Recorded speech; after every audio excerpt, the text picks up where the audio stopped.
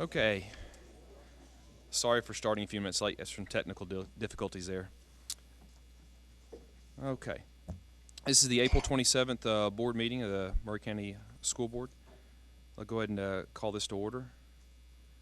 Let's see here.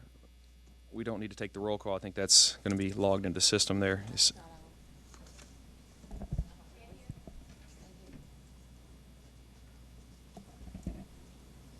Is it working now? Okay. My apologies. Are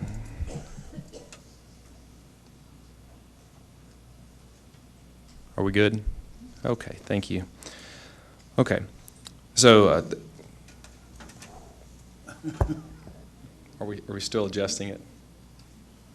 Will that work? Okay. All right, so we'll go ahead and call this to order. Start off with the roll call. We do have everyone listed in the system there. We'll start with the Pledge of Allegiance and a moment of silence.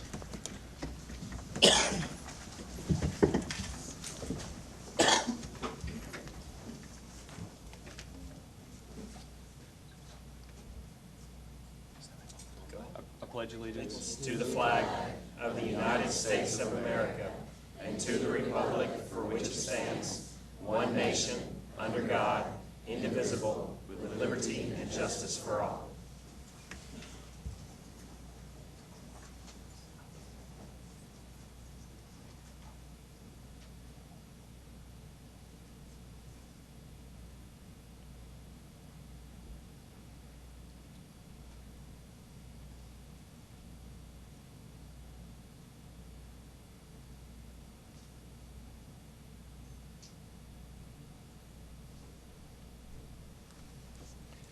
Thank you.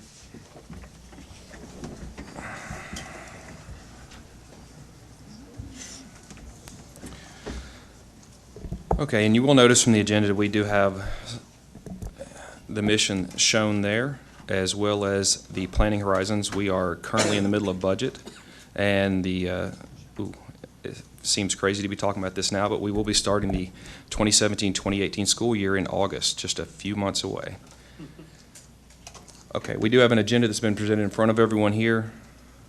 Does anyone have any additions? I'm not sure. I know printed on there, I believe the copy online shows one change, that there is a attorney-client privilege meeting that's going to be inserted just after the public delegation section. That did not make the printed version that I think was at the counter. Does anyone have any additions or changes they would like to make, or make a motion to adopt this agenda? We have a motion by Mr. Atkinson to adopt the agenda. Do we have a second? Second. And a second by Mr. Beaver. Okay. Do we have any discussion on that? Atkinson.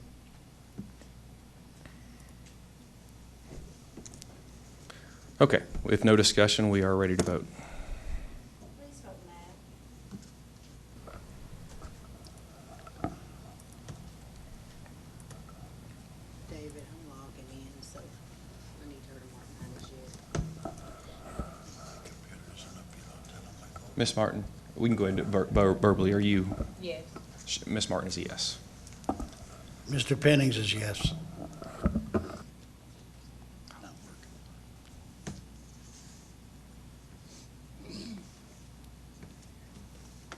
Okay. All right, so that did pass. Okay, we'll move on to the next item, recognitions and announcements. And I believe, Mr. Pennings, you are going to be with a new section that Mr. Bates has had added here, the good news about Murray County Public Schools, if you'd like to start with that. I don't normally talk much, but I did write a few things down. I would just like to give thanks, actually. I want to give thanks to all the teachers and the administrators for Murray County Public Schools for their hard work and dedication to our students. I want to thank people like Hewlett and Spencer and all the construction workers that are doing such a wonderful job on Central High School and Marvin Wright. I want to thank all you for being here tonight. That's wonderful.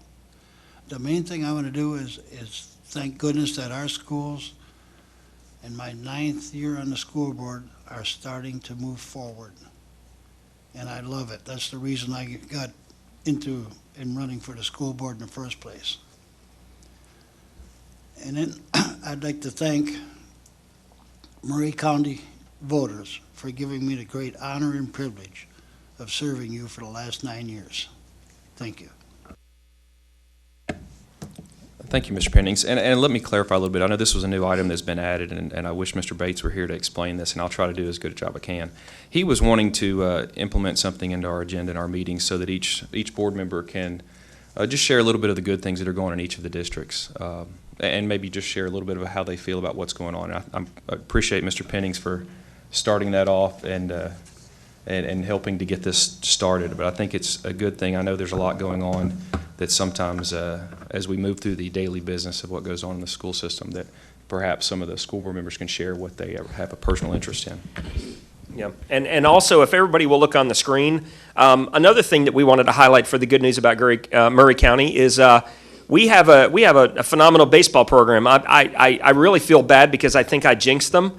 And you'll hear why in just a second. So let's talk a little bit about Spring Hill High School baseball. I know I feel really bad about this. They're currently ranked number 1 in Tennessee Class AA, and they're also ranked number 3 in the nation by USA Today. And they were undefeated 28-0 until last night. And I feel like I jinxed them. I feel bad. So if Paul Lamb throws a baseball at my head, he is fully justified. But they're still ranked number 1 in Tennessee Class AA, and they're still ranked by USA Today. Dating back to last season, they had 45 consecutive wins, and they have outscored their opponents over 269 points to 53 points so far this season. So in Murray County Schools, I think we need to give a big shout out to Coach Paul Lamb, the assistant coaches, supportive parents, Spring Hill High School, and of course, most importantly, the Rowdy Boys, which is the team. So congratulations to Spring Hill. Thank you, Dr. Marzek. Okay, we can go ahead and move on to the next item, which is 11B, the Mount Pleasant Destination Imagination presentation we have tonight.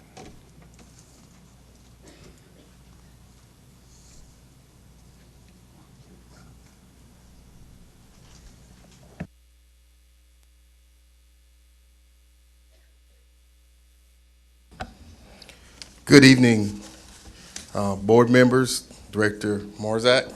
Big mouth, I don't need this. I'd like to introduce to you the Mount Pleasant Middle School Destination Imagination team. They will be performing for you and preparing to go to the Globals for the 6th time consecutive. And this is an event that happens in Knoxville, Tennessee. And we are very proud of this team and their coach, Audrey Bryant, and I'll turn it over to her. Thank you, Mr. Eady. And thank you, Donna, for working the logistics to get us here tonight to showcase what these kids have worked so hard to do. I'm going to turn it over to them in just a minute, but briefly I want to tell you as succinctly as possible what DI is. It is a creative problem-solving competition. And the students are able to choose from an engineering challenge, a technical challenge, a fine arts challenge, improv, service learning. All right, and so they choose their challenge, and then they work together with a team of up to 7 people over the course of several months to develop their solutions. The challenges are very open-ended. We've been doing this for 6 years. I've managed 14 teams. 13 of them have advanced to state, and 10 of them have advanced to globals. And several of these kids have been doing this for multiple years. We have a few that it's their first year. Who's our first year people? All right. And then we have Kane and Drew who've been doing this for all 6 years. So they've been working just as hard at it as I have. It's been a team effort. Their parents have worked hard and poured into it, and we're just really proud of what we've developed. One thing I want to say before I turn it over to them is that around the world, each year, over 150,000 students participate in DI. Only 8,000 of them make it to global finals. So you are looking at students who are in the top 5%. And I know that Mount Pleasant is proud. I know that Murray County school system is proud to say that these 16 kids that are in that top 5% are our very own. So I will turn it over to Andrew. He's a member of our high school team, Noggin Shock. He's gonna tell you a little bit about their challenge. And then Laura's going to tell you about theirs, And I'm trying not to cry. I'm proud of these kids. And Kane is going to then turn it over to our middle schoolers. So thank you guys for having us. Okay, hi. I'm Andrew Grooms. I'm a ninth grader at Mount Pleasant High School, and I'm part of the engineering challenge, and our team name is Noggin Shock. Basically, in our engineering challenge this year, we had to portray a story about two nations working together to resolve a international issue. While in the story, you have to incorporate a art or science creation from each of the countries to incorporate into your skit. On the other hand, you also have two structures you have to build out of balsa wood and glue. And balsa wood is very flimsy and very fragile. So when we're building these structures, you put these in a structure tester to see how much weight they can hold as a combined weight held. And now I'm going to return it to Miss Laura Beth Gullidge on her challenge. Hi, I'm Laura Gullidge. I'm a sophomore at Mount Pleasant High School, and I'm part of the Mount Pleasant DI team, Noodleflex. Noodleflex this year chose the improv challenge called Three-Peat. In this challenge, we had to present 3 improvisational skits that all centered around one story plot, but had a different genre and stock character each time. We had 3 minutes to plan and perform each of these skits, and we could enhance our skits with a box full of anything we wanted it to be full of, as long as it fit in our 13 by 13 box. I'm very proud of all our team and the middle schoolers and the other high school team for all advancing to global finals. Thank you for your time today, and here is Kane to introduce the middle schoolers. I'm Kane Hassel, and I attend Mount Pleasant High School as a junior. I'm here today to introduce our middle school team, Eureka, who chose to participate in the Fine Arts Challenge, Vanished. So they were tasked with coming up with a story which talks about the disappearance of a single color and how it affects the world. Other things they had to include were how this disappearance of the color affected a very colorful character, and also a vanishing act in which something would disappear. So, without further ado, I'd like to present Eureka.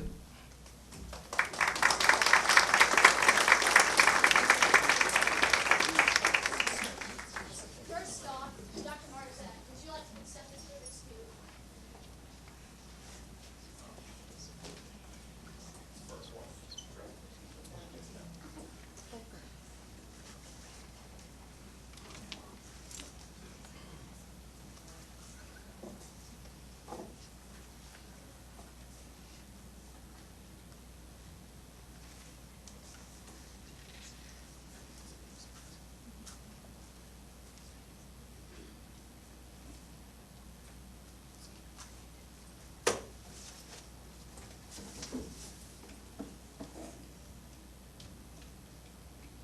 Hi, my name is Darby, and this is my twin brother Ross. He's older than me, but only by 3 minutes. 3 minutes and 1.2 seconds. Fine, 3 minutes and 1.2 seconds. We have a very special connection, like most twins do. But it's not always an easy connection. You see, sometimes he gets very frustrated, especially when things don't go exactly like he expects them to. Some people think he's strange. Not easy for him to make friends. That's why I always try to stick by his side. And even though I know he loves me too, he's pretty sure this game is his favorite thing in the entire world. When he plays Fire Quest, it's like he's in a whole new world. Ross's favorite character is the Blue Dragon. So the quest to find his fire that was stolen by the Red Dragon. Apparently, Blue Dragon journeys to the land, collecting blue stones that'll help lead him to his fire. I think sometimes Ross was like the Blue Dragon because he's in the quest to find his fire too. And even though I like in a lot of ways, we're very different too. I wonder what it'd be like if he didn't have autism. Although I know that's just what makes him the colorful character he is.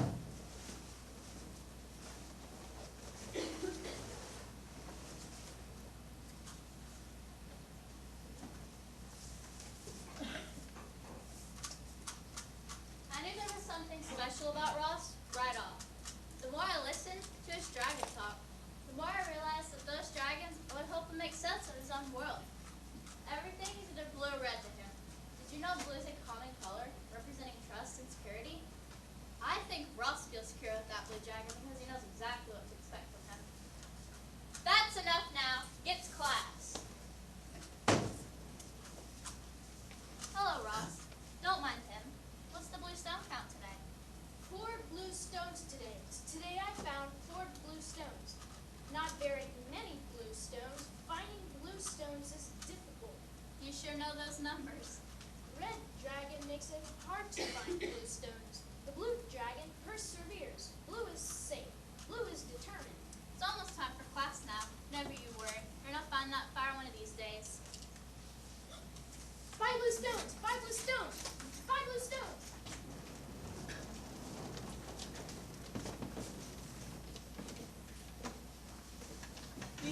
Dragons aren't holding up like they used to. Back in the good old days, this place was booming. And kids couldn't get enough of these games. But now, all they care about are those dumb old play boxes and the next station. And if they're not on those dumb old things, they're on that chat snap. But only regular these days is a unique little fella named Ross. Ross is sure gonna have a hard time when he sees his son. Keep a jar of quarters over there for him to play whenever he likes. But it seems like one's got jammed in his life. Good day, blue day today. Today is a blue day. Yes, of course, Ross, but I have to... Going to get quarters, going to get fired. Those are my quarters, right, Mr. Jeff? Yes, of course, but I have to... Under maintenance? No! Under maintenance? Fire is lost. Blue is gone. Under maintenance. Hi, Mr. Jeff. Oh no, what happened? Porter got jammed in FireQuest. Today was a blue day. It's okay, Ross. Calm down. Mr. Jeff is gonna fix your game. Play again soon. Only temporary. I'll have it back up and running in no The time. red dragon has won. I lost I think my we need to blue. call your Zero blue parents. Of stones. course. No fire. No blue dragon.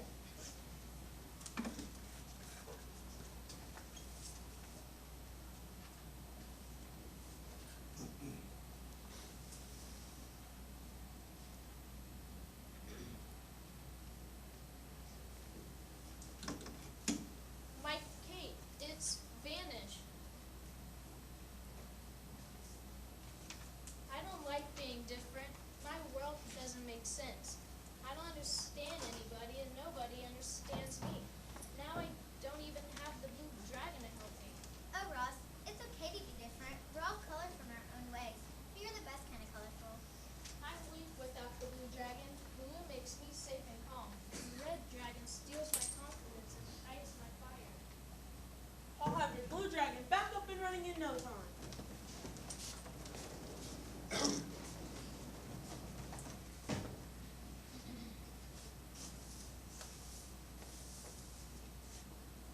I knew the moment I saw Ross this morning that something wasn't right in his world.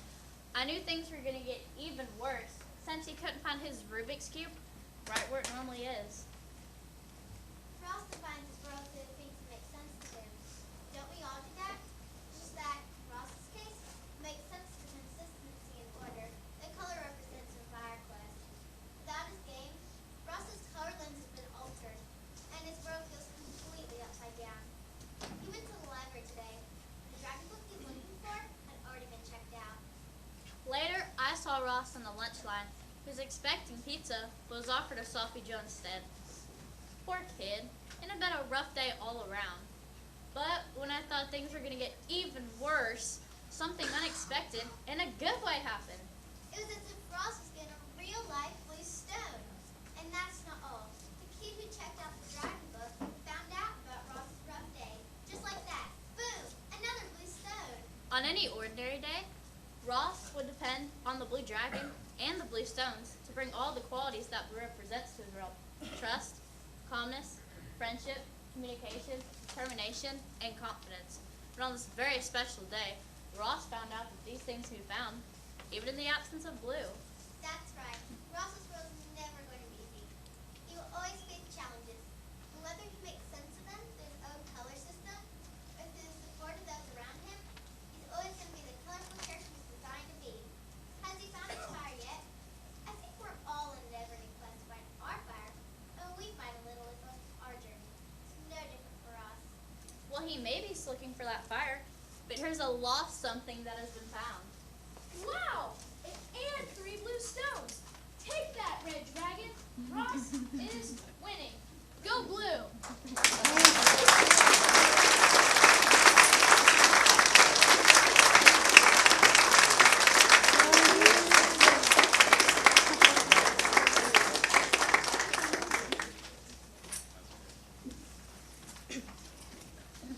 I just want to note that I didn't do any of this. 100% of it is their work. They wrote the script. They made everything that you see. They interpreted that challenge in their way, and I'm so proud of them. So thank you guys for having us tonight.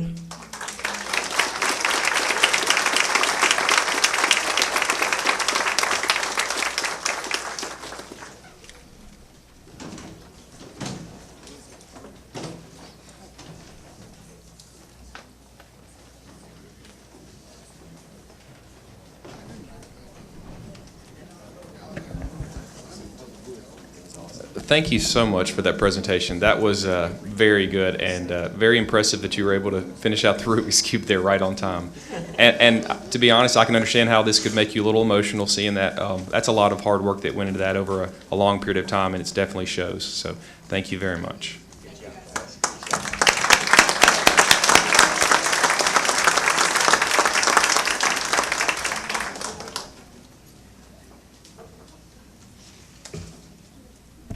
Okay, next we had item 3C for the valedictorians.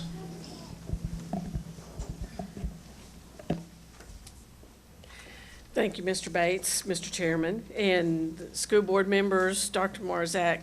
It's really an honor to get to recognize students who've accomplished a tremendous amount over the last several years. So the first group that we're going to be recognizing are the valedictorians and salutatorians for this school year. And we will start with Central High School, Sydney Hay, valedictorian.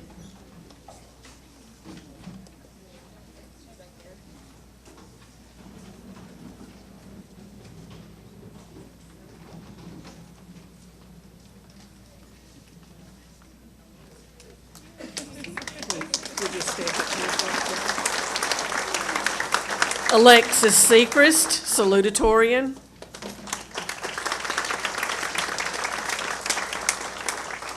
From Culleoka Unit School, Wesley Blaine Farmer, valedictorian.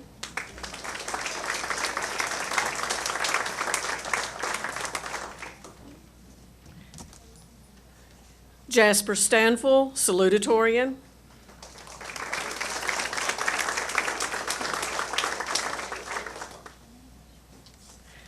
From Hampshire Unit School, Ben Zolkowitz, valedictorian.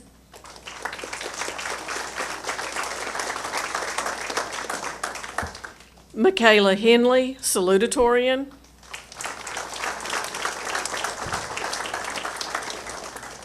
From Mount Pleasant High School, Connor Underwood, valedictorian.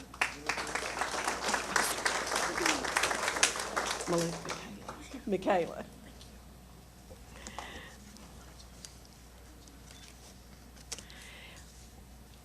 Also from Mount Pleasant High School, Kristen Moore, salutatorian.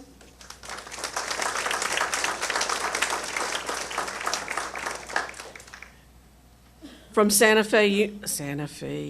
I have lived here all of my life. I have never done that. Cheyenne Martin, valedictorian.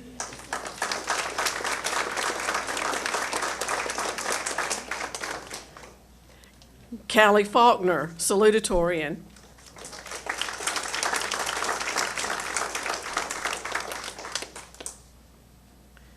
From Spring Hill High School, Malia Walker, valedictorian.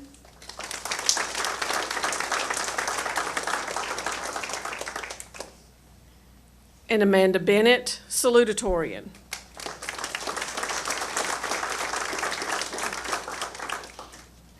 Thank you all so much. And if you will step out in the courtyard, Ms. Doddridge wants to take your picture.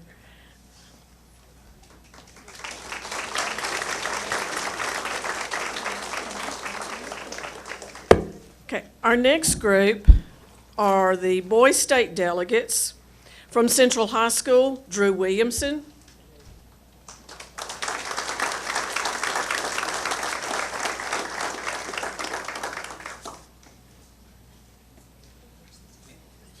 Fernando Aguilera.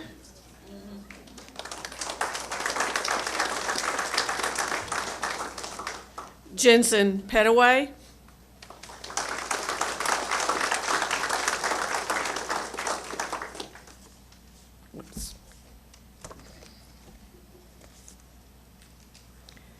Andrew Vosberg.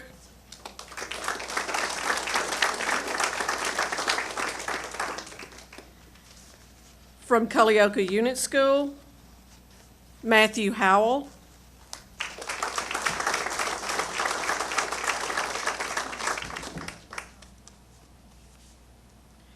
And Ryan Suter.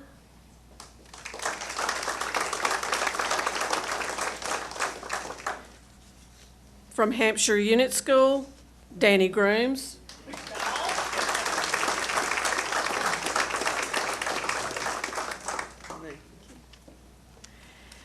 From Mount Pleasant High School, Brant Workman.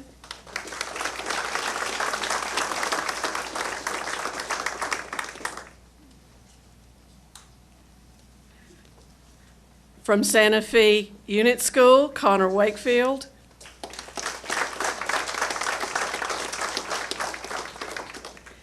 From Spring Hill High School, Dalton Hobson.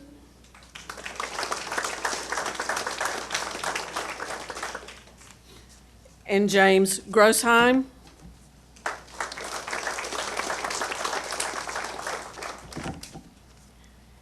If you gentlemen don't mind waiting, we'll get the girls' state delegates.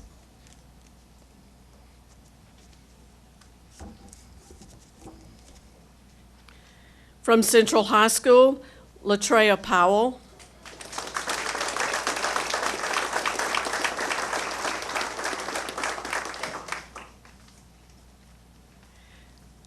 Lillian Allen.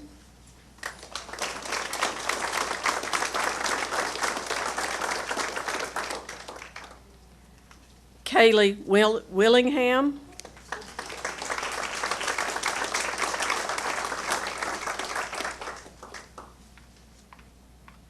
Thank you.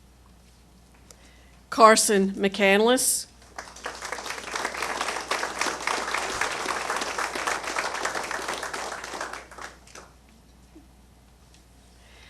From Culleoka Unit School, Mary Claire Brashears.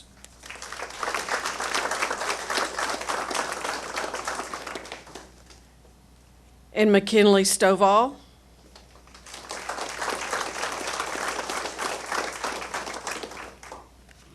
From Hampshire Unit School, Aubrey Price.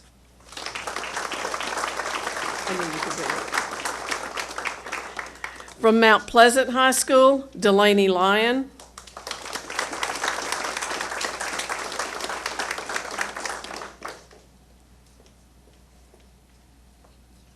Abby Cagle.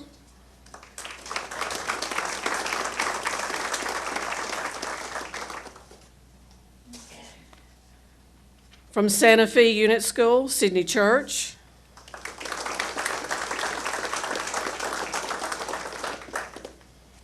From Spring Hill High School, Anna Foster.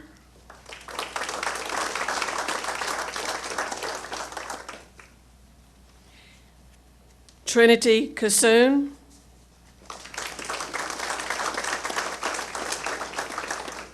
And Laura DeCour.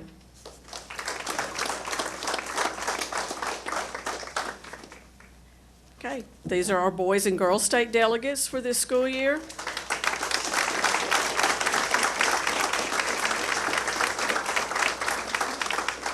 You got it. Okay. If you'll go to the courtyard, Ms. Dodgers will see you.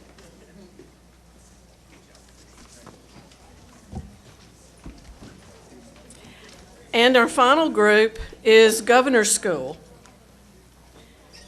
From Mount, I'll let them get out the door.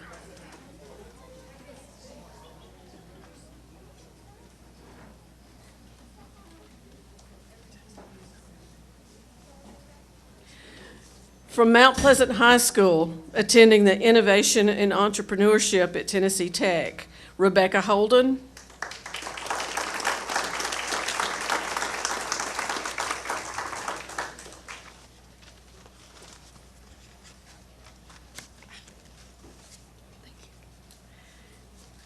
From Spring Hill High School, in Science and Engineering at UT Knoxville, Kelly Tucker.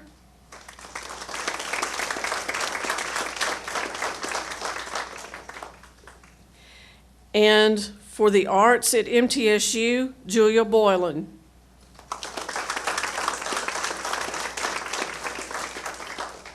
Okay, thank you very much.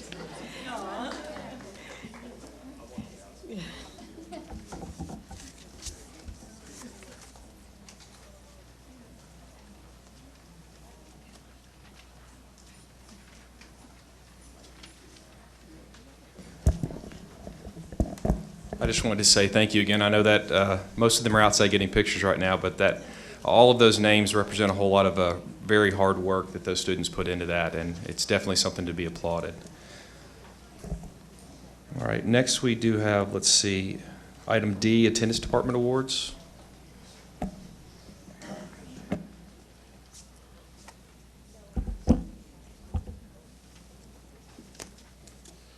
Good evening, distinguished board members. Tonight is my privilege and honor to salute our amazing attendance team. We've had some great attendance outcomes this school year, and we're very pleased with the work that is happening across the district with regards to attendance. And so that work would not be possible without the amazing staff that we have here in Maury County Public Schools. And I want to recognize 4 individuals tonight for their efforts. I'll start first tonight by recognizing Miss Brenda Church from Columbia Central High School, who is our attendance clerk of the year.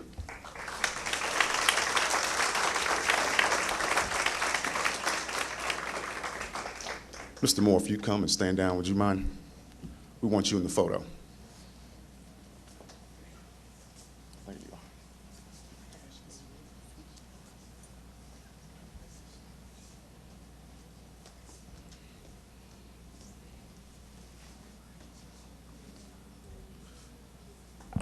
Mike, I'm going to assign you as the resident photo person while Cameron's outside, so please get photos.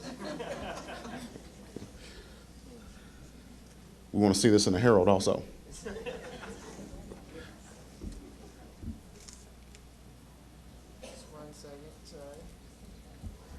In the meantime, let me tell you guys about Miss Church. Miss Church has been employed with Maury County Public Schools for 20 years.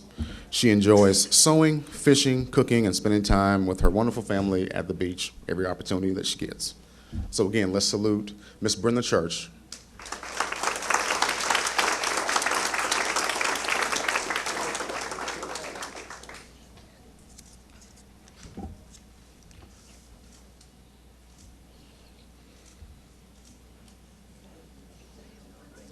Thank you. Congratulations. Up next, we have our Rookie of the Year award. This goes to a member of the attendance team who has shown outstanding efforts in attendance monitoring. And this is for the person that has between 1 and 3 years of professional experience. She is new to this, but boy, I tell you what, she's definitely true to it. Let me say a couple of good words about Miss Melissa Stanley from Riverside Elementary. Melissa Stanley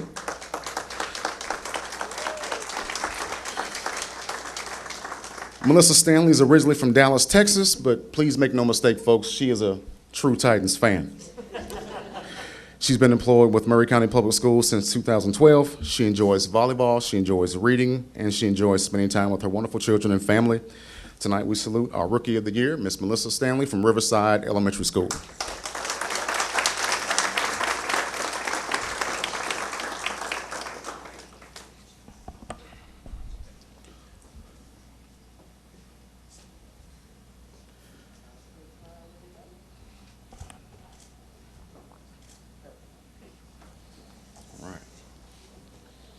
Up next, the next 2 awards are very special. Tonight is also my pleasure, and I am honored to salute a hardworking member of the Maury County Public Schools family who has retired. Tonight I'm going to give away 2 awards in honor of Miss Mary Carter, who served Maury County Public Schools for 43 years, 30 years in central office.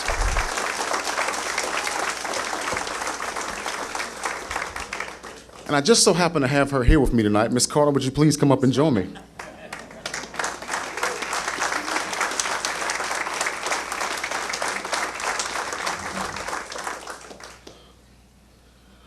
When I asked people to describe Miss Carter, they said that she always says that what's most important about this job is doing what's best for kids. And that was her motto, that was her philosophy. And she has passed the torch to me, and I carry the same philosophy. So Miss Carter, we honor you for your hard work. Tonight, we want to salute 2 individuals who have Miss Carter's spirit. They are individuals who serve with excellence, they love kids, and they believe in doing what's best for children. Up first, we have Miss Sherry Levan from McDowell Elementary School.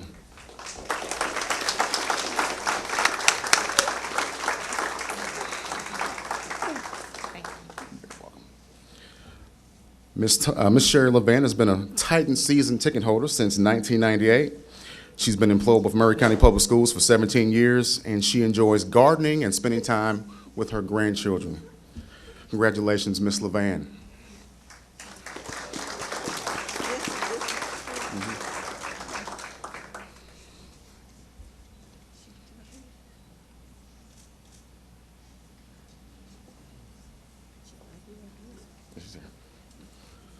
All right, our second recipient of the Mary Carter Service Award goes to Miss Dana Rummage from Mount Pleasant Middle School.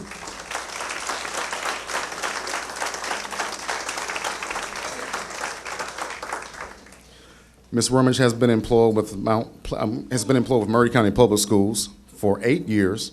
She enjoys gardening, fishing, kayaking, spending time with her family, and she is a huge Alabama football fan. We won't hold that against her. Thought this was UT country. Mhm.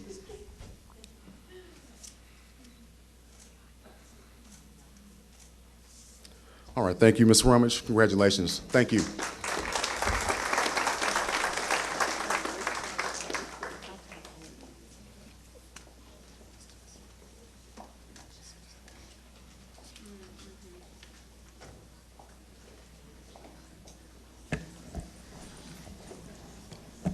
All right. Thank you, Mr. Woodard, for those presentations. Next item we have is the Healthier TN Week with Ms. Stanton.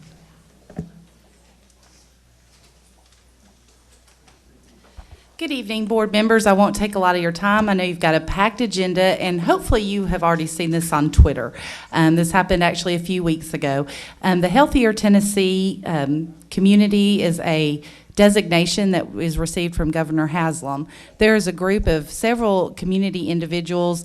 Coordinated School Health is one of those, the Health Department, UT Extension, Murray Regional Hospital, Walgreens, and the Bone and Joint Clinic that have come together and have been meeting for over a year to achieve the Healthier Tennessee community designation. And we were awarded that designation last month in Nashville by Governor Haslam. And it's a great thing for our schools because actually some of our data helped achieve that designation through our physical activity efforts and use of Go Noodle. So we just wanted to make you aware there is a plaque that will be at the courthouse that represents our county, and just wanted you to be sure that you knew that the schools were a part of that. Thank you.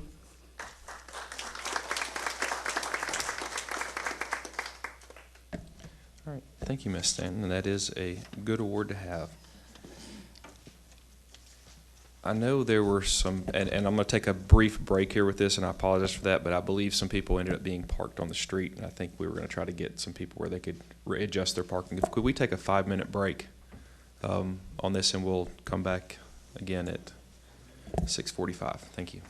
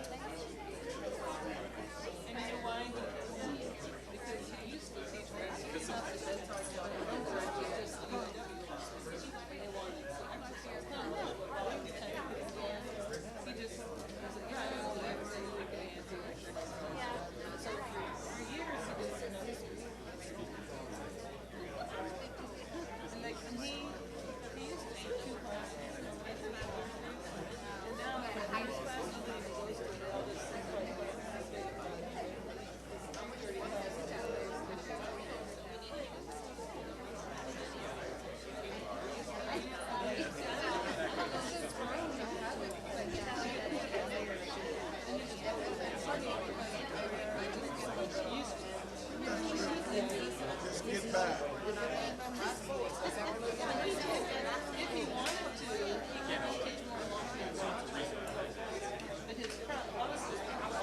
about that. It's football league draft just started at 6 o'clock. Think how many of those guys read couldn't even read their own contract. Played at a college.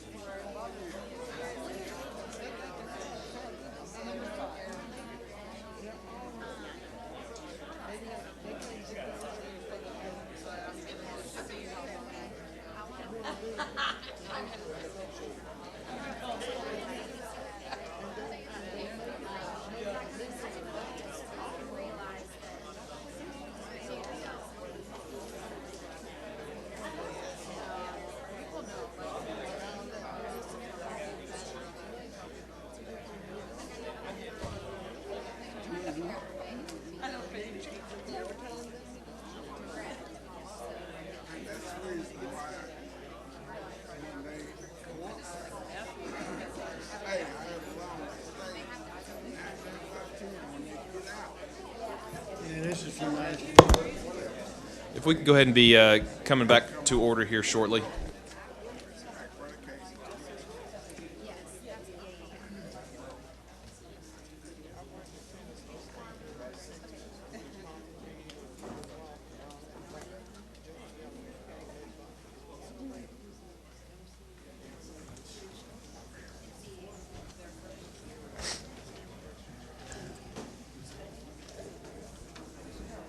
Okay, again, I apologize for that. Just gives everyone a minute to clear out and everyone get settled back in.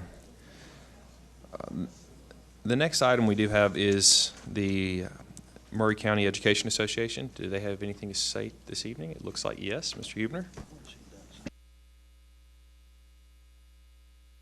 Thank you, as always, for the opportunity. I guess appropriate title is Acting Chairman Moore, right? And board members, Dr. Marzak. I want to thank the board for deciding to watch the budget committee hearings, which are long. I watched them all. It's good. Thank you. You guys did a very thorough job. But I thank you for postponing any changes to salaries right now until you get what Chairman Bates called a comprehensive review of salaries. I like that idea. And some of the things he asked for I thought were quite good, comparing us to other counties, nearby counties, so we know what's good and some really good possibilities about upping our salary with that, we hope. What other areas are doing with their salaries, and how it all fits in the budget and so forth. So I thank you for that. I was kind of hoping Chairman Bates was here tonight too, because it slipped my mind, but a few weeks ago he asked for help with what does it really mean when you get those pay raises from the state? Where is it supposed to go? So I got that response. I finally got it, and I apologize. You can let him know that it took a while to get it, but I did get it. I had some salary experts at our state association, Tennessee Education Association, and a legal team work on this, so they vetted it thoroughly. And I wanted to give it to you and just run through it briefly. You understand the language. It's not a long document. David Robbins in here. Can he help me? Oh, okay. Yeah, there. Can you get that each? And if you get a chance, give one to Mr. Walliver too, and Mr. Parliament and Amanda, where are you at? Yeah, and give one to them because they're kind of the folks that deal with all this too. I think it's worded quite well. And I think it gives us some good clarification. I'm not saying that some of you didn't know this, but I think it helps. And again, I'm doing this at the request of Chairman Bates. So I think it's a very helpful, kind of fast facts, succinct document that gives you the information.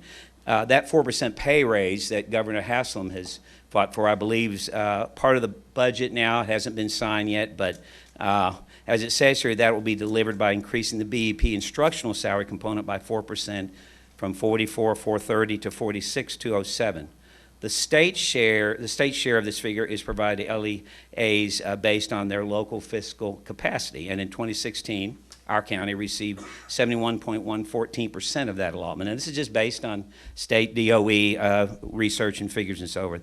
And the remainder being required by local match provisions in state law.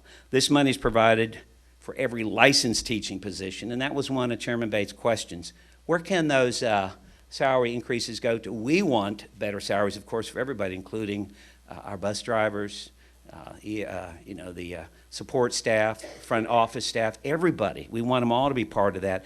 But this kind of provision is for licensed teaching positions funding through the BEP, and that was $784.06 in 2016. Any positions beyond that number are funded from local dollars.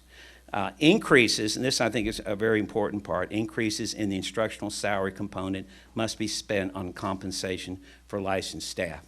And I hope that's where even later we can look for some clarification from y'all and see where we're going to put that. And we're hopeful that the vast majority, if not all that money, will go to teachers, to educators.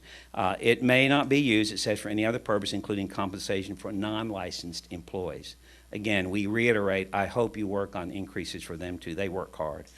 Based on the average daily membership, the ADM data from fiscal year 17, a 4% increase in the instructional salary component would provide the LEA an additional $1.3 million to be used for teacher pay, of which the state would contribute approximately $990,000. All right. Now, I don't know where you guys are in the budget process, is that if it jives with what you have, but this is from our legal team, and I think they can actually come up with a much more detailed report if you want that in the next few days as you kind of muddle through all these many. You had another budget committee meeting next Tuesday, yeah, the May 2nd. Okay, so, and I could see if we could get something additional then. Any questions on this? All right, and thank you. Again, the budget committee hearings have been wonderful to watch. You guys are asking some great questions. We appreciate that, and appreciate the commitment to us. Thank you for your time tonight. Thank you, Mr. Hubner, and we'll definitely consider this as we move forward with our budget meetings. Okay, next item on the list is the public delegations. Could somebody grab the sheet and see if anyone has signed up to speak at that?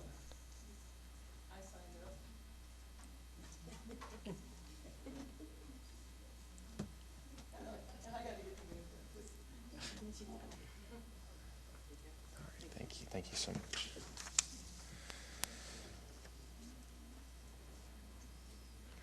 Looks like we do have 5 names here, and okay. And per policy, we do allow this period for people to speak on items that are on the agenda, and we have a limit of 5 minutes per person speaking. All right, first we do have Miss Stephanie Sparks Newland. If you just go ahead and state, as you've done in the past, your name and where you live in the county, and you may proceed. Good evening, board members. Good evening. Get my voice regulated. My name is Stephanie Sparks Newland. I live Columbia, and I teach at Spring Hill Middle School. And my concern, just as a teacher, is that 4% raise that 2 years ago we all got so excited about, the teachers. We got 2. And then a year ago we heard again there was a good chance, and we got about 2%. And now we know that it's back up again, that possibility. And I understand it's quite complicated to work out the budget. We're hoping for that 4% again. And I did listen to the April 11th, actually I watched the whole thing, and I appreciate the vision that Dr. Marzak has for us, and his goals are very, very high, and the programs that we're instituting, a quick list, the Discovery Ed, the Project Lead the Way, the TIMS rubrics, the Diploma, the Clever, the Mayan, the Dreambox, the Power School, the Discovery Ed, the Next Lesson, the Ames Web Plus, the Office 365 suite. What we are being tasked, not just to learn ourselves, but to teach our students so that they can utilize all these tools, programs, software. It's an amazing thing that's happening in Murray County right now. And I like the vision up here. And yes, whoever said it at that meeting that there would be mutiny if that salary schedule went out, there was almost a mutiny. And I really liked the explanation that we heard that those were not necessarily raises, those were figures that should be appropriate for that level of a job. And I can't speak to up here at the central office reorganization, but I know the teachers on the ground level that are behind me. I know the principals, I know the assistant principals, I know the assistants, I know our RTI specialists. We are working really, really hard, like really hard, fatiguingly hard. So I had a cautionary tale from one of my favorite authors, Theodore Geisel, also known as Dr. Seuss, and obviously no time to read the story, but if you haven't read or know the story of Yertle the turtle, it was written in the 1940s when Theodore Geisel was doing political cartoons, and Yertle the turtle had a great vision, and he started ordering the plain old turtles around. He started climbing on their back so he could see farther and get more and be the best. And he demanded more from the turtles on the bottom. Keep stacking up, get me higher, get me higher. My vision is up here. And the turtles complied. And one little turtle on the bottom of the pile, his name is Mac. Mac was like, I'm tired, you're cracking my shell, this is too much. And Yertle demanded, and he went higher and higher, and you know where this is going to go. Little Mac finally said, that's it. If nobody's gonna help me, nobody's gonna talk about this, I'm just leaving this pile. And as the bottom of the pile left, the whole thing collapsed. It was over. Yertle the turtle was done. And I'm a little worried that that's what we're starting to feel and see, because if those common little turtles had lined themselves up like a pyramid, they would have had a strong foundation, a strong base, and they would have been much more easily capable of holding Yertle up so that we could all see the vision and all collaborate and work together. That's what I'm asking for. I'm not here to debate who should and shouldn't earn however much, but I am saying we teachers deserve that 4% raise. That's my story. Thank you for your time. Thank you.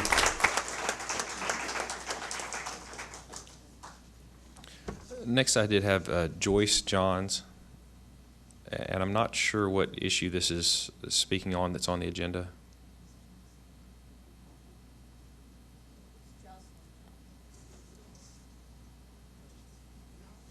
I apologize.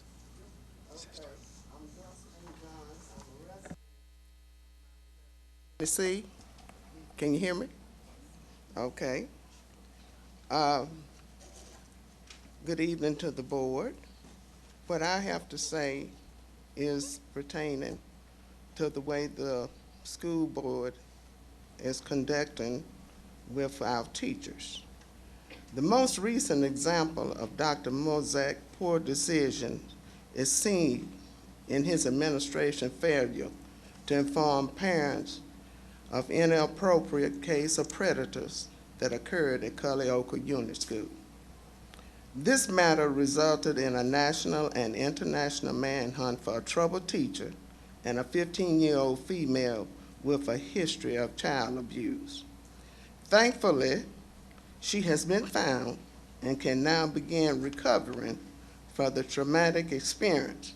But this isn't the only case of a teacher behaving inappropriately toward a child. A teacher at Joseph Brown School has physically abused 2 special needs children and remained employed. This was the case for the Culleoka teacher as well. Teachers who are committing inappropriate acts towards students are remaining employed. However, model educators like Patricia Hawkins are being easily terminated while not committing any improper act toward children at the school. Her unjust firing has resulted in the filing of a Title VII harassment and retaliation case. Other decisions made by Dr. Mozak has negatively impacted teachers and staff. During the transition of 2015 and 2016 school year, Murray County teacher representatives met with Dr. Mozak several times to request a meeting with the board regarding the lack of memorandum of understanding. This decision has since deteriorated, and teachers have been operating for nearly a year without proper job protection.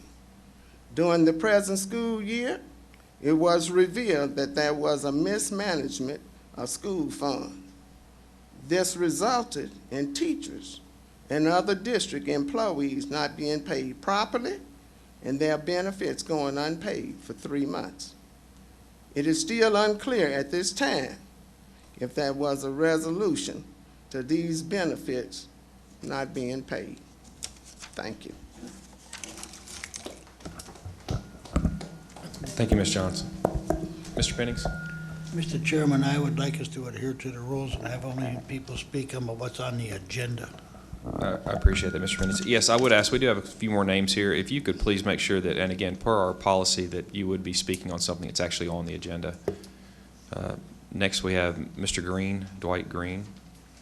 Well, I would only be able to piggyback off of what she said and what Mr. Pennings said and what this teacher said. I'm guessing you don't want to hear it. Again, we have a policy in place. If the board would like to waive that policy, they're free to someone to speak up on that, but that is what our policy is, that the public speaking would be on something that's actually on the agenda. Well, all of this is on the agenda, not only tonight, but in the future, as in the past, as this man said. It's always going to be on the agenda. I appreciate it. Would your answer be that you would not be speaking on something on the agenda? Well, if you determine it's not, Okay. then no. All right. Thank you. This is all very much related to the issues that you just discussed. I do appreciate that, but again, we do have policies. Again, if someone on the board would like to waive what is on our policy and have people speak on something that's not on the agenda, that's anyone here can do that. As I want to reiterate, folks. Mr. Green, I really want to hear people speak, but we do have rules in place. All I'm saying is, it's a hard task, and we got to do better as a community. All right. Thank you, Mr. Green. Can we waive the rule that you mentioned the school? That would be up to someone on the board to make a motion to waive that.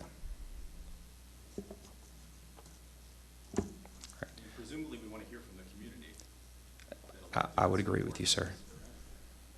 The next person on the list here is, and I apologize for the writing here, Una Register. Anna. Okay. Probably not considered an agenda item. All right. I appreciate that. Katrina Donaldson. My name is Katrina Donaldson. I live at 8217 Joy Road in Mount Pleasant, Tennessee. This has to do with the budget. Let's put, this part has to do with the budget. There was an article in the Daily Herald that says that Mount Pleasant will not be known anymore. The new name would be Hub of Reinventions. I'm speaking, Dr. Jackson had said this in that. The idea of reinvention, when I think of the students I work with, the families that they come from, we are literally at the threshold of that. We are reinventing ourselves here, and soon Mount Pleasant will be the hub of opportunity with people and businessmen waiting to get in. And I'm sorry I forgot to say good evening, everybody. I would like to address foreign languages that are not being taught in Mount Pleasant High School. The only language being taught is French. We don't have a choice. Because we're a smaller school, we're being penalized. We have no choice in the matter. I am asking that Spanish be considered. Spanish is the second language. As far as education and making more money, a company will likely hire a person that speaks Spanish or a foreign language like Landmark in Mount Pleasant. We should be also teaching Italian there so that people can move up in the company. Central High School has students that are being taught Latin 1, Latin 2, German 1, German 2, Spanish 1, Spanish 2, Spanish 3 honors, Spanish 4 honors. Maury County is having a job fair Saturday, April 29th at Whitthorne, and there are teacher openings. Maybe you could find a teacher that speaks Spanish. I know, I guess that's supposed to be requested from the principal, but I just wanted to put it out there. I've talked to Dr. Jackson, Ms. Taylor, and Ms. Hargrove, and I appreciate your time. All right, thank you, Ms. Donaldson. All right. And that is everyone we did have on the list. Thank you. The next item we have is actually going to be this was added on there, as I mentioned earlier, an attorney-client meeting. So we will take a brief recess and step outside, and we will be back shortly.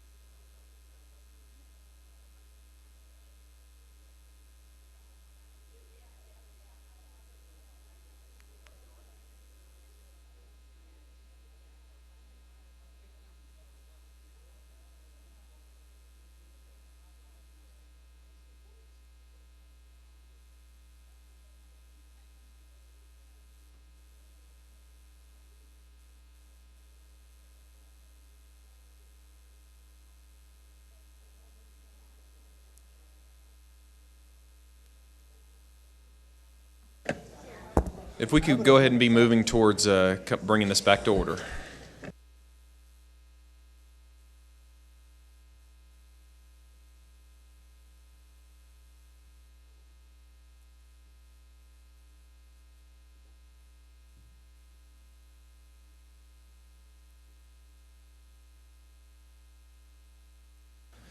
Okay. And I want to thank everyone for bearing with us on that. The next item we do have is item 7, staff reporting A. Dr. Marzak with the ERDI presentation.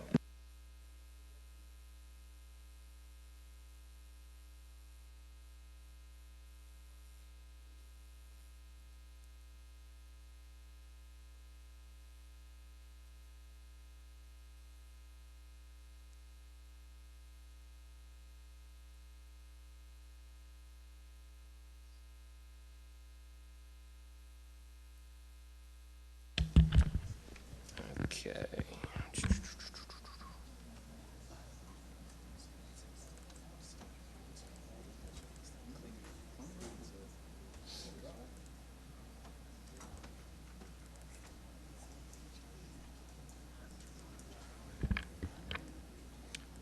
Okay, so I'll make this brief. So going back to just refreshing everybody, one component of my contract is that I'm part of a group called the Educational Research Development Institute, or ERDI. I attend a conference twice a year, and then I come back and I brief the board on the software companies and the companies that I talk to. So this last conference took place February 8th through the 11th in New Orleans, Louisiana, and these were the 4 companies that I sat before. A company called TE21, Dreambox Learning, which we already know, Next Lesson, which we already know, and then a new one called Bright Bites. So TE21, just a really quick, is basically a testing tool that's going to be aligned to TN Ready. They've been trying to work on it. TN Ready, as you guys know, we've had some trouble the last couple of years, so they're not there yet. But one of the things that TE21 does say that in other districts that they work with around the country, they have a 95% predictability to how students are going to perform on the state test at the end of the year. And these are professed to be online quick assessments. These are not assessments that take 2-3 hours to take. They're quick assessments, and they're done by the teachers. Dreambox, which is already a partner with us, it's classified right now as the #1 elementary math software in the market. We're currently scorecarding it, and we're using it in grades K through 8. And the newest thing that Dreambox wanted to talk to me about was they are currently launching an online math professional development portal for adults. One of the things that they hear a lot of, and they hear from school districts is our elementary teachers struggle with teaching mathematics. So what they've done is they've launched an online portal to help teachers at the elementary level be better with teaching mathematics to elementary school children. The next company is BrightBytes. This is a software system that sits on top of other systems and pulls data. This could also be classified as a dashboarding system. They have information dashboarding about financial and accountings, technology, surveys, and analytics. They also you can launch other surveys and do feedback. And there are dashboards such as this one right down here that they have for the Clarity program. And then the last program, which is a program we also partner with, is Next Lesson. These are project-based learning lessons. So in between moving away from textbooks, worksheets, and workbooks and moving into true project and problem-based learning, we use this as what's called a bridge program. So like, for example, quarterback efficiency. They use current statistics from the most recent NFL games to talk about linear functions and rate of change. So they pull in current statistics in order to make it fun for kids.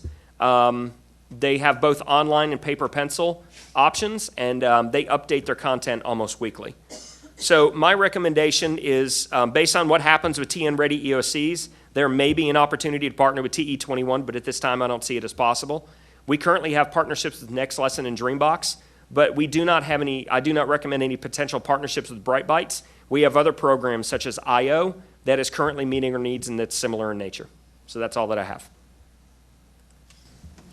Thank you, Dr. Marzek. I appreciate you keeping us abreast of some of these things. It really helps us to kind of keep ahead of some of the things that may be coming to the market. The next items we do have are the BrightBytes, I think it was. Yes. You mentioned that has the financial accounting ROI software. Is that comparable to the Alaview that we purchased? But a lot less, but Alaview is less expensive than BrightBytes. BrightBytes is very expensive. Is that because we wouldn't be getting the whole dashboard situation, or did they just have the financial as a component? No, there were other things, and as you buy in, the cost goes up a little bit more each single time. What happens in ERDI is it's about a 3-hour session, and they use us kind of like a focus group. Mm-hmm. And one of the things that when at the end, usually companies go, so how much would you pay for this product? And we throw out $7 per kid, $6 per kid.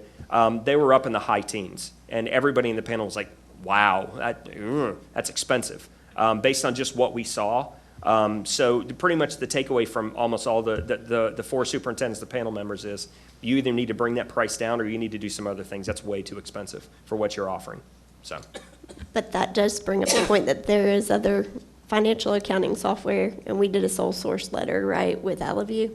Well, BrightBytes, I would say from what I saw in that limited 3-hour session, was not comparable to what Alaview does. It's not comparable. Which is why we brought Alaview. Okay. Any other questions on that? I apologize for skipping over the question part, Ms. Parker. Okay, if not, we can move on to the next item, which is the consent items, and we have several listed here. The regular board meeting minutes from March 23rd, as well as special call meeting minutes from April 13th, some trips and use of facilities. If anyone has reviewed those or would like to pull any of those out, please let me know. Otherwise, we could entertain a motion to approve those. Motion to approve.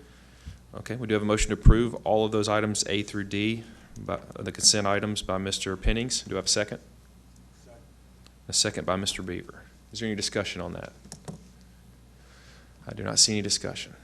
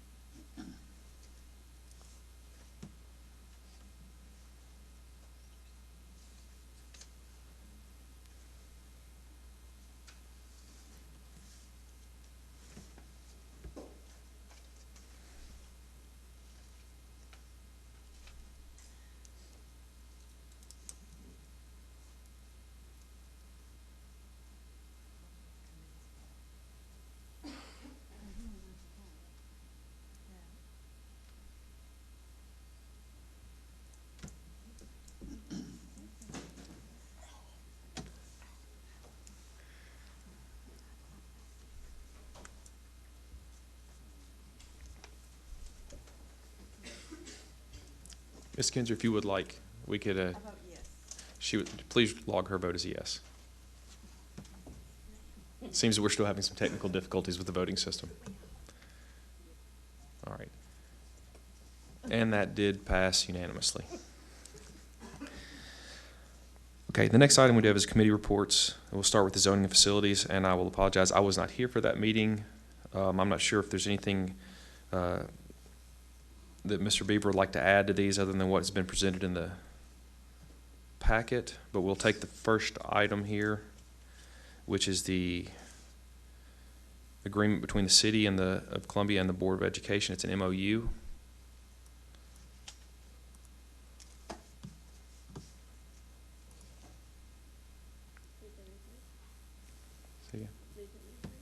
Okay, so we do have a motion to approve that.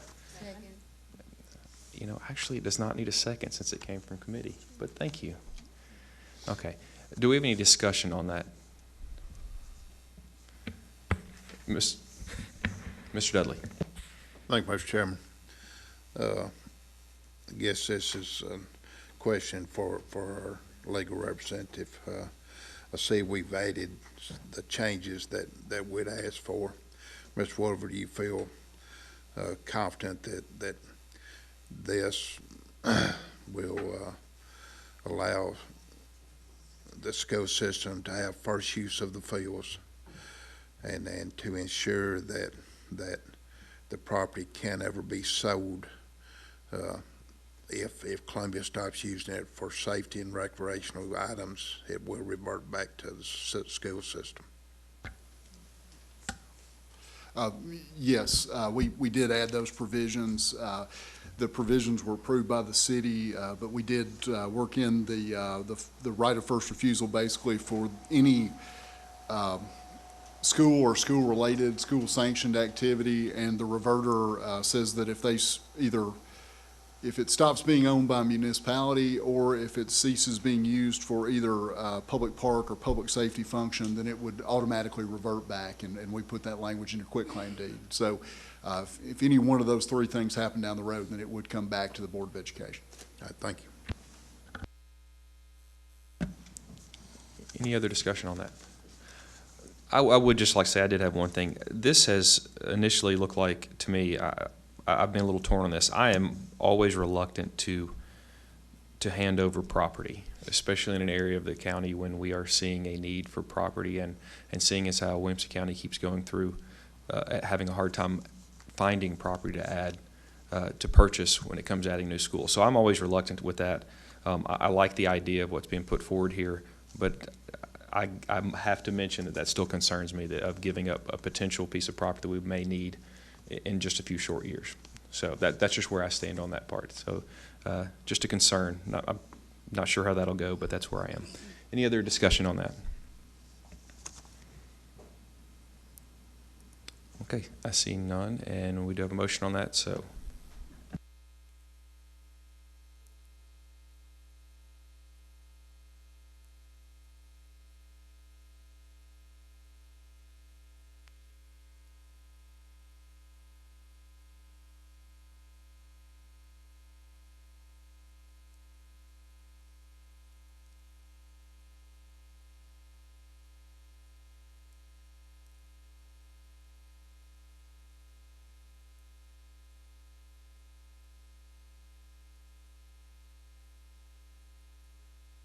Apologize. And that did pass. All right. Next item is item 2, plumbing repairs. Everyone has a chance to look at that in the packet, and it has been, and we do have a motion to accept that as presented, and does not need a second. Any discussion on this motion? And I do not see any discussion.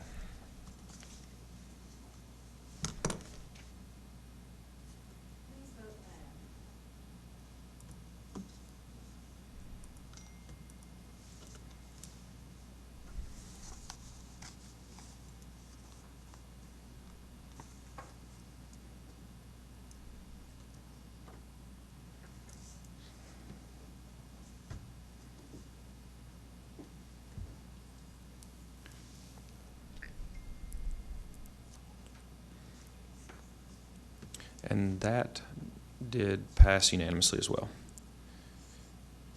All right, the next item is a report on the study of the combined Baker and McDowell Elementary Schools. And that is included in the packet as well. Mr. Moore? Ms. Parker? I'd like to make a motion that we table this until the next board meeting, actually A3 and A4, so that we have time to talk about these two things when we're going over the capital budget next week. You want to table this to the next full board meeting in May? Okay. So we have a motion to table this until the next full board meeting in May. A motion by Ms. Parker and a second by Mr. Pennings. Any discussion on that motion? I do not see any discussion on the motion to table this until the May full board meeting.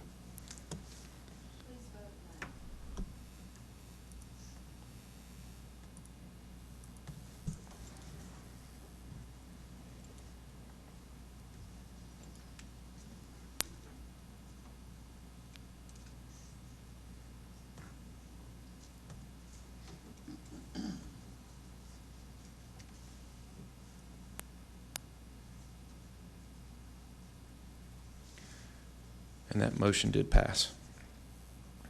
The motion to table, to be clear. The next item shown is a proposed addition to Spring Hill High School.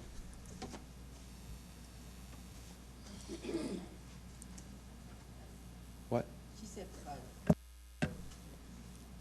I apologize for that. Was it everyone clear that that was for both of those motions?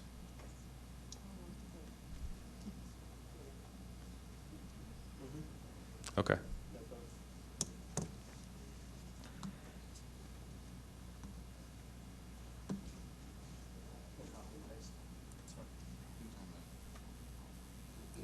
So we're clear on that one. Is everyone on the board okay with those, that those were discussed under the same terms? Mr. Dudley? Yeah, surely, we'll fix that after the fact. Well, hold up. Mr. Dudley's saying he was not, and I'll be honest, I must have missed part of that as well.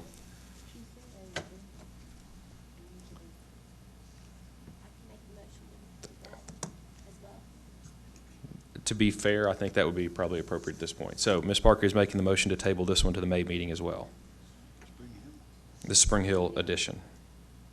And I apologize for not being clear on that first motion. That was my error, missing that. Do we have a second on that motion to table this? Second. We have a second by Mr. Beaver.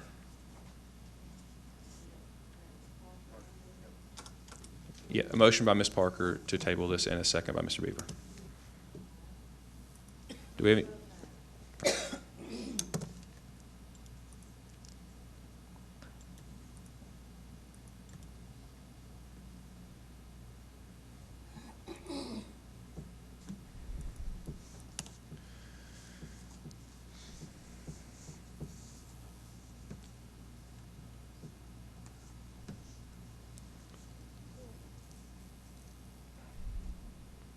And it's not showing up on the screen, but I believe that passed as well.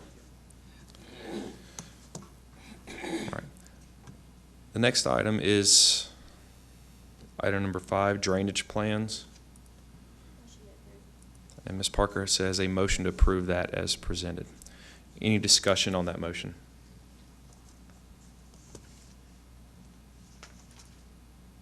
I do not see any discussion.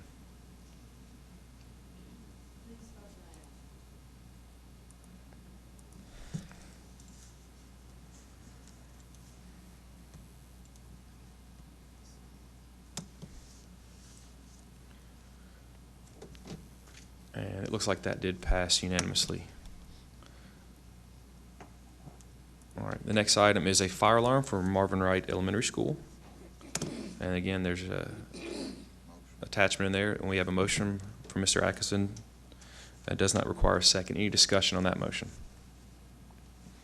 I do not see any discussion.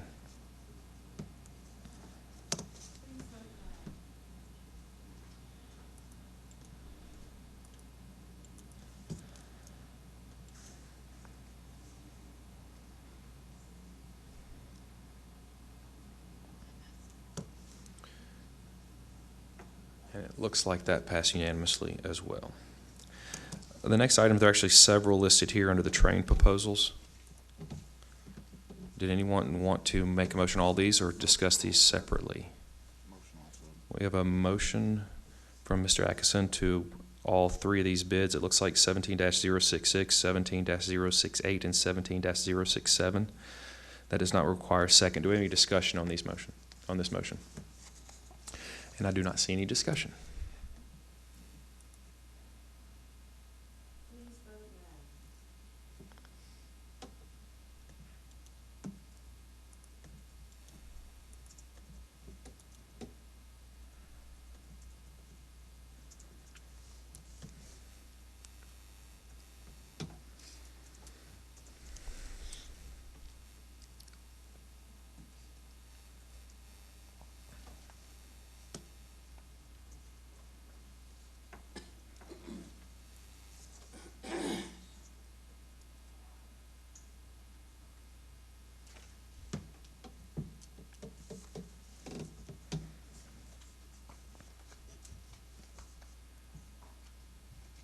And it looks like that passed unanimously as well.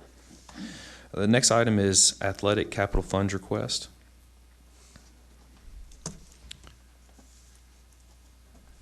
Do we have a motion on this item? We have a motion for Mr. Atkinson to move ahead with this request. It does not require a second. Any discussion on that? Ms. As Kinzer? it reads, as you presented it, and then it reads, with the exception of these scoreboards on the baseball and softball fields, aren't they still listed out in here, or am I, the 15,000? The amount is wrong. We had a discussion at the zoning and facilities about pulling that out. Mr. Chairman, if I might be able to speak from here, because I have my computer hooked up and I have notes on the computer. Yes, ma'am. What we did is we presented the list as, I think what we attached was the list that was presented at the meeting. So obviously, the two items on the list, the Cox Middle School scoreboards, would come out of this. Let me look back and make sure I'm saying this correctly. So that this would be this list less that 15,000 for the Cox Middle School scoreboards. So the number would be the 102,263 minus 15,000. So, which would end up being 87,263.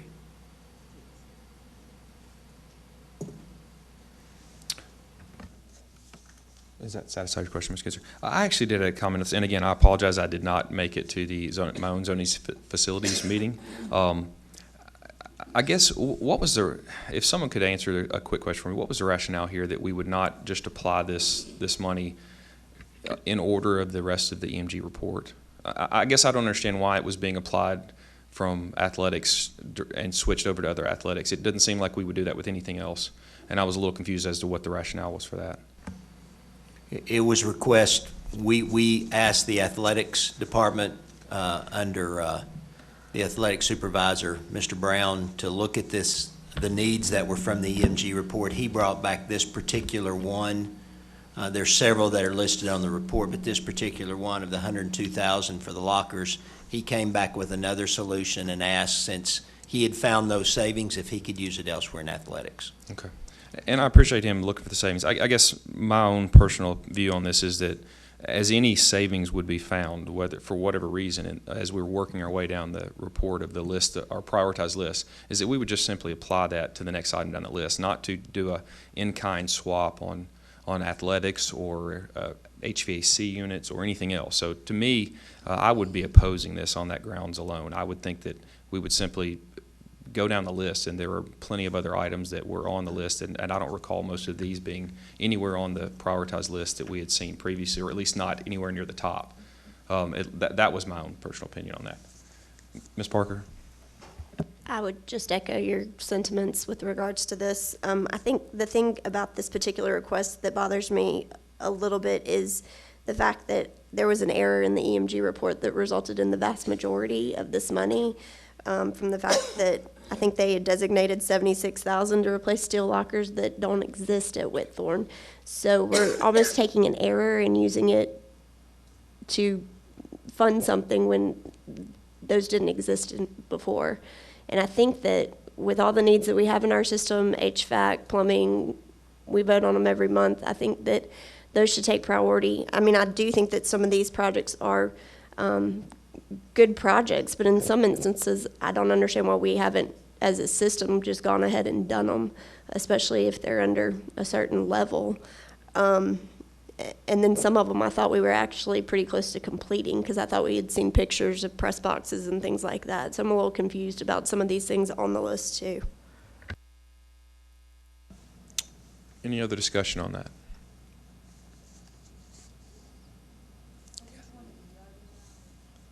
The number 8, the athletic capital fund request.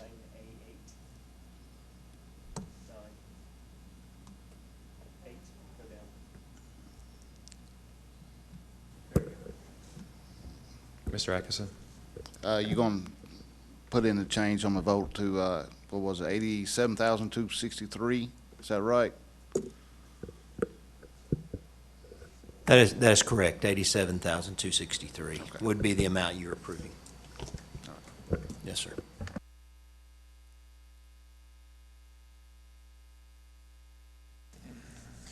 Any further discussion? If not, we can move ahead.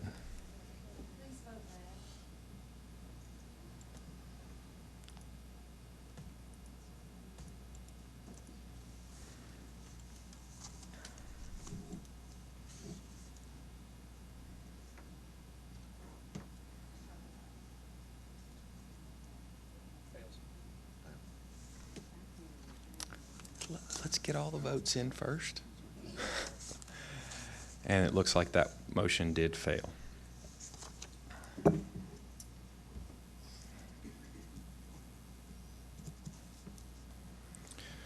Okay. I would be asking myself if there was anything else on the zoning facilities. Mr. Beaver, did you have anything else to add from that meeting? No. All right, thank you. Moving on to the next item would be Policy Committee. We do have some policies that are to be posted the required amount of time. They are listed in the agenda. We do, and I actually would ask that we look at approving all of them except for B1B and B1F. There's actually been a change in the law since we adopted our policy that we need to clarify. So I would just ask that we exclude those two and talk about them separately. And that's policy 4.700.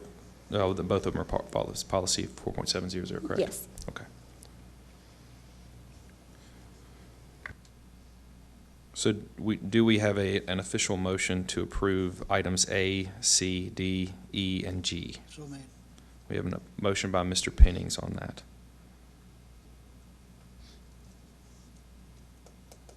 That does not require a second. Do we have any discussion on those? And I do not see any discussion.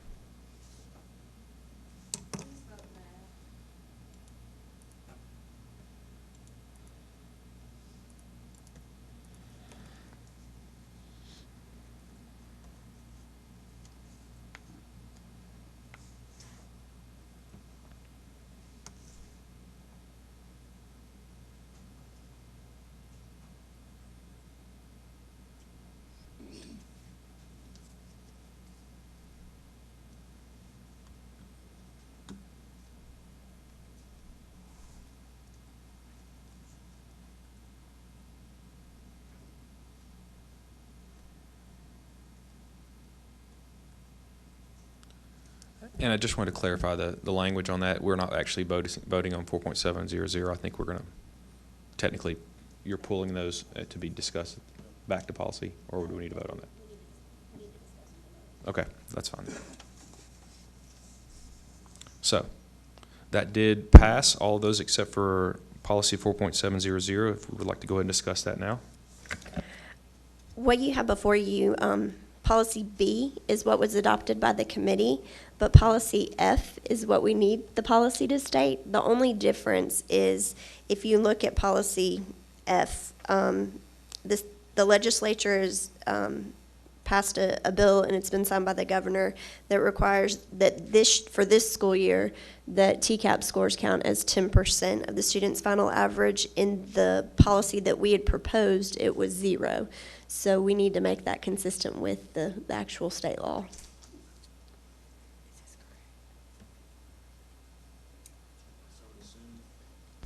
The motion would be, if someone were to place it, that this would be adopting or posting policy 4.700 as shown in item F. I think we actually need to waive the posting requirement and ask that it be effective immediately, because it's state law, and it's going to have to be in effect for this year's school year. So I'll make the motion that we approve policy 4.700 that's listed in F, and that we waive the posting requirement and make it effective as of today. Okay, we have a motion from Ms. Parker to waive the posting of policy 4.700 as listed in item F and post it immediately. Make it effective immediately. Effective immediately. I apologize. And that's only because it's state law. Okay, we have a motion on that. Do we have any discussion? I do not see any. Oh, Ms. Parker, do you still have anything else? I do not see any discussion on that.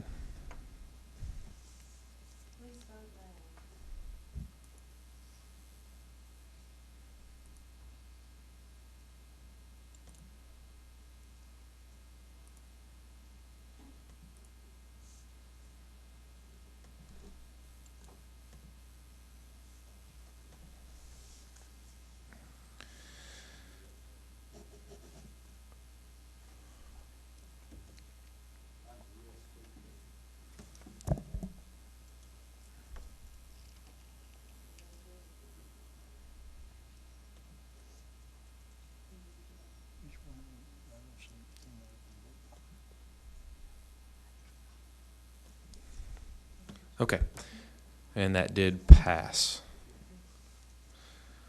All right. Next item we have is policies that have been posted the required amount of time, and we need to vote on final adoption of those. Ms. Parker, did you have anything to add on those? Okay, nothing to add. They are all listed, items A through F. Motion to approve. And we have a motion by Mr. Pennings to approve all of those together. That does not require a second. Any discussion on any of those items? I do not see any discussion.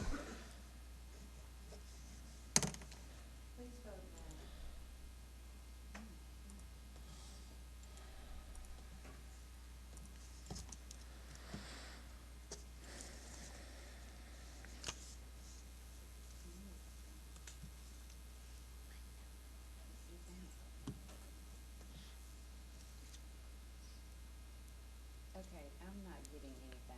Ms. Martin, would you like to record your vote? Yes. And her vote is a yes. And it looks like that did pass unanimously. Ms. Parker, did you have anything else to add from the policy committee? All right, thank you. Next item is community relations. And I don't, unless my page, I have nothing under there, anything under community relations. No, just, we've got some things in the pipeline to tell positive stories of Murray County Public Schools, and Monday there will be a teacher roundtable. Okay. We look Thank you, forward to Ms. Thank you, Ms. Powers. Okay, next item we did have here was item D from the Budget Committee. Recommended proposal to use recent extra 2016-2017 BEP payment from the state.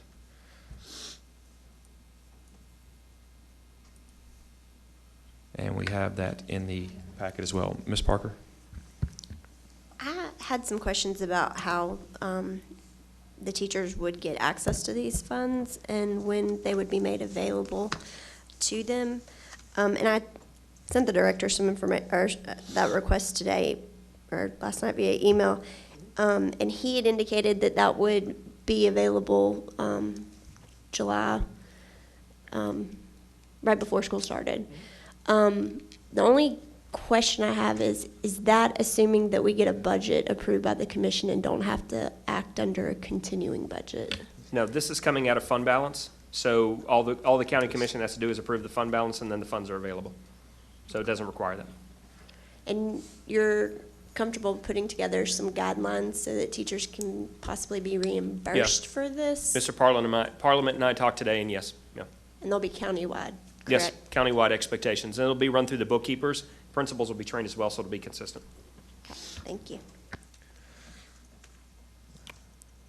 Okay. Do we have a motion on this? We have a motion from Mr. Pennings, and coming from the Budget Committee that does not require a second either. Any more discussion on this item? I do not see any discussion.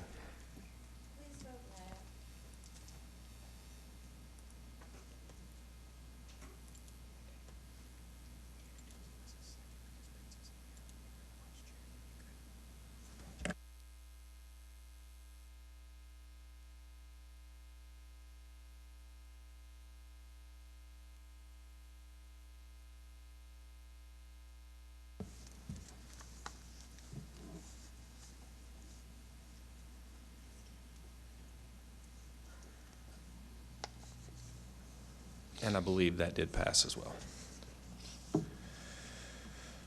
Okay, the next item is new business, is under item 10. A is a Mount Pleasant pre-K through 12 STEAM Campus Athletic Director.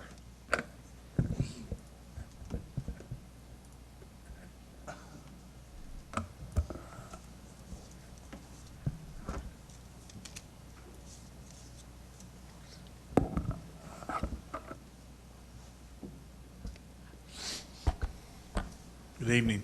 The request that for the athletic director was submitted to me by Dr. Jackson, the executive principal of the Mount Pleasant cluster.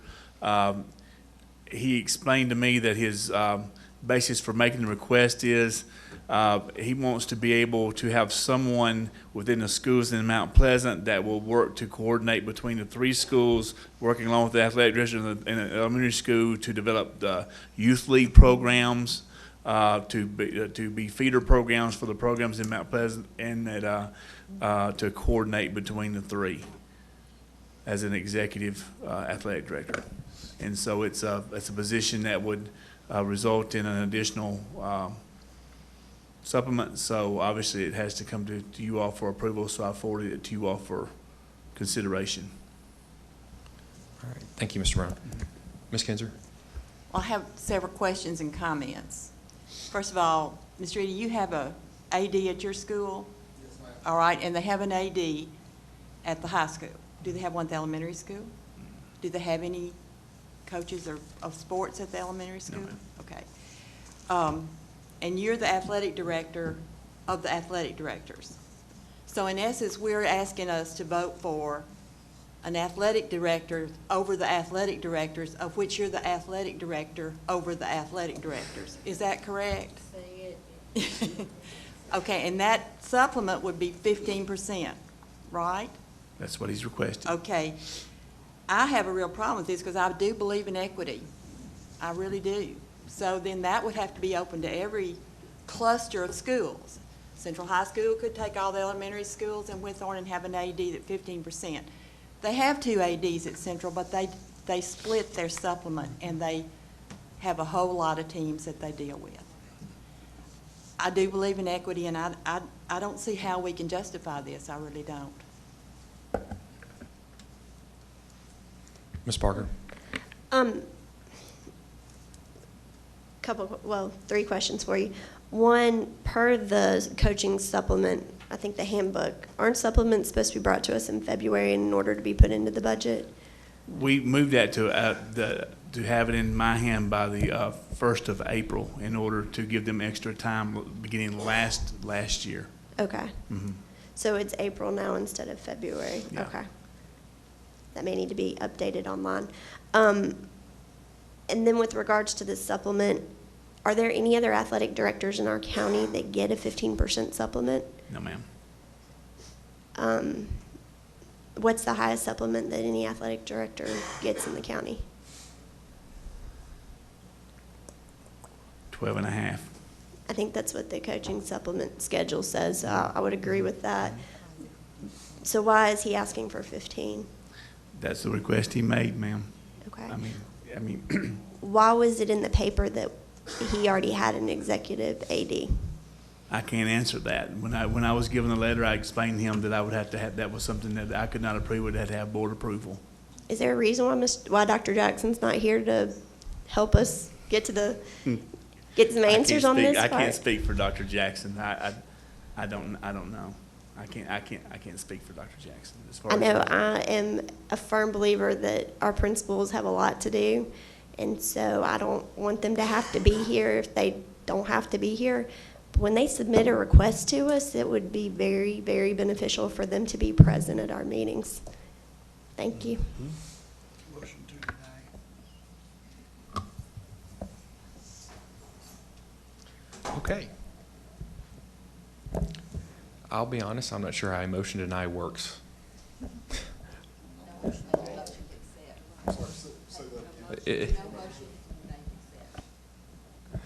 He mentioned that he has put in a motion to deny. Just take no action would be appropriately. You could deny the request, but you could also just take no action. Okay. All right. Mr. Pennings, I appreciate that. We do have some questions for this, if you don't mind. We can continue on that. Mr. Dudley. Thank you, Mr. Chairman. I've got concerns that we're getting top-heavy with athletic directors. Each of the schools in the Mount Pleasant area have athletic directors. We have a county-wide athletic director who is supposed to have oversight of our programs, and I see no reason for adding an additional person in the mix. If we do it for Spring Hill, then as was stated, each of the other clusters or comeback will be wanting the same, and I see no need in it. I think Mr. Brown has the capabilities of doing what Mr. Jackson is requesting, and so therefore I see no need for any action on this. Ms. Powers. While I think Mr. Boyd is a very talented coach and a fine individual, this is my vision for the entire county, and this falls directly under your title. So I feel like we're shooting the messenger, but I'm appalled by this request. So if this was submitted to you, I'm shocked that it made it this far. That's right.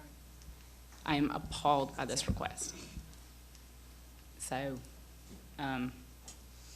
but just to be clear, this is my vision for our county directly under you. Thank you. Ms. Kinzer. My final comment, if a request was made to a principal, that's where you're in charge. I agree with her. This was for you to say no. And their policies as to what supplements are, very clear policies that are equitable, and that's your job. Okay. I do not see any other discussion, and I do not see a motion to move ahead with this. And as such, we will move on to the next item. Item B, bond for audit. Would you just take no action on that? Treat that as an FYI. We've gotten to the bottom of the issue. It does not have to be approved by this body. It doesn't have to be approved by the county. We've just got some information today that it has to be approved by the county mayor. We're working to get that done, but at the time it got put on the agenda, I think we thought it had to go through this body, but it turns out it does not. So we'll take care of that and make sure that gets recorded properly. Okay, so this is just an FYI item. We do not have to take any action on that. All right. Next item is item C, thought exchange. Dr. Marzette. Mr. Chairman, I'm going to speak to that if I could. We need to make a little bit of a technology switch here so I can put my presentation on the screen. And bear with me, if you all remember the last time I tried to show you my technology skills, it failed at the facilities meeting. So we're going to try to do just a little bit better job with that. But we're going to balance a PowerPoint presentation, and at the end try to bring somebody from Thought Exchange in through the magic of media to allow them to answer questions. I'm texting him right now to tell him we're getting ready to connect him.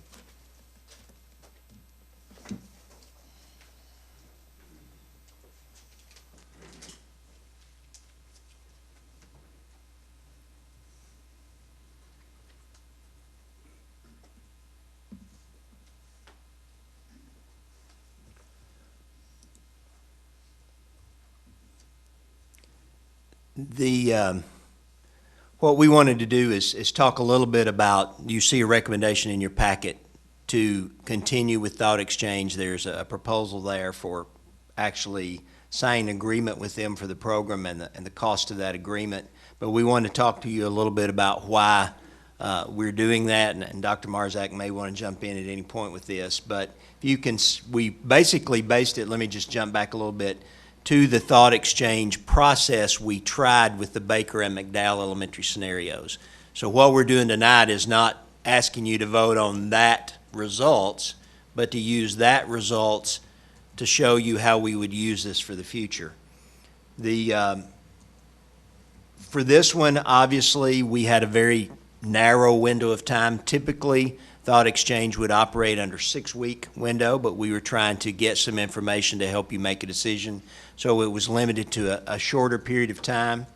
We also, and you can see the process, we went through this before. We had 6 days for sharing participation, 6 days for starring, and then the discovery part of that went along with it. You remember the scenario, there were 3 questions that were asked, and people were asked to answer that and then star the other thoughts that were contributed. In that, 101 people participated, 273 thoughts were contributed, 2,426 stars assigned. But one of the things we didn't share with you was, again, it was a small group sample set as far as number of people because, again, a specific situation we were dealing with. But 30% of the participants who were asked, of the people who were invited participated, which is a very high mark, a very high participation rate as far as the Thought Exchange people thought, and we agreed. And you know, in the past, our ability to gather information came from public meetings, and it's highly unlikely we've been able to get 30% of the people we wanted to ask a question to come to a public meeting. The demographics of how those participants, 36% parents and guardians, 28% community members, 29% staff members, and 5% of others. There were some input, participants' thoughts. They gave their thoughts about the actual question being asked, and so we were able to get some direct input from the participants. Also, there was some comments, again, showing you some of those participant inputs, and so what we felt like is the participant input and the comments showed that they appreciated the process. So what we think is, using this process, we would be able to solicit input on other issues as they come forward over the next few years. You can see things like, how we move forward with our facilities plan, reviewing the progress on our district's 7 keys, checking the pulse of our community on other things. Even one of the things that have been talked about is, as we deal with the growing schools issue, whether to build, whether to rezone, some of those kind of questions, we could readily get community input for that. We showed you the results of those scenarios. That it showed a clear kind of first choice amongst the participants who responded. And then it gave us an opportunity to kind of know where we could dig deeper and kind of gather some more information.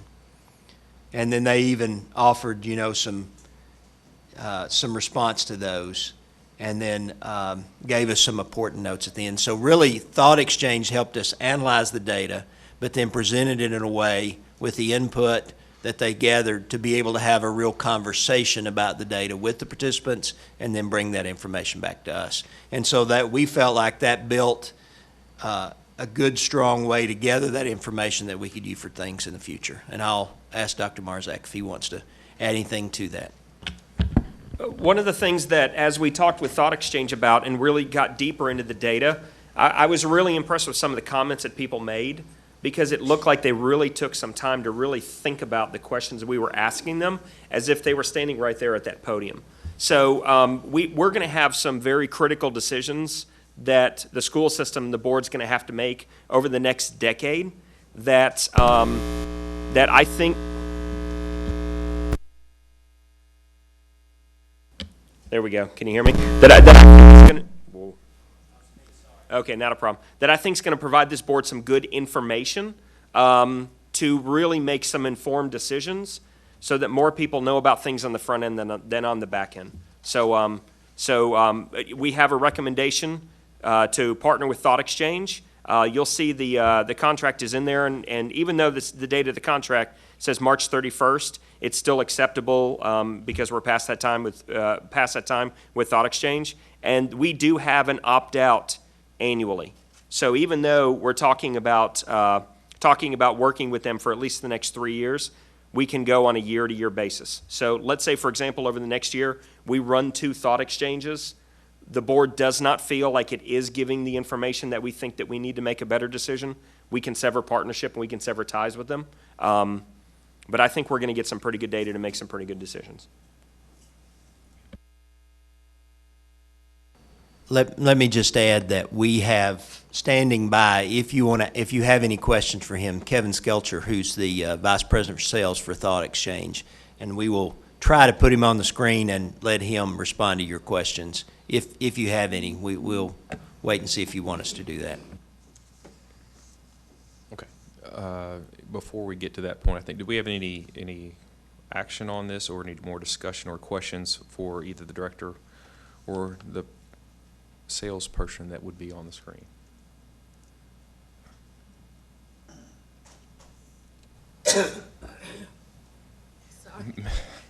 Mr. Pennings. What would be the cost of this, Dr. Marzak?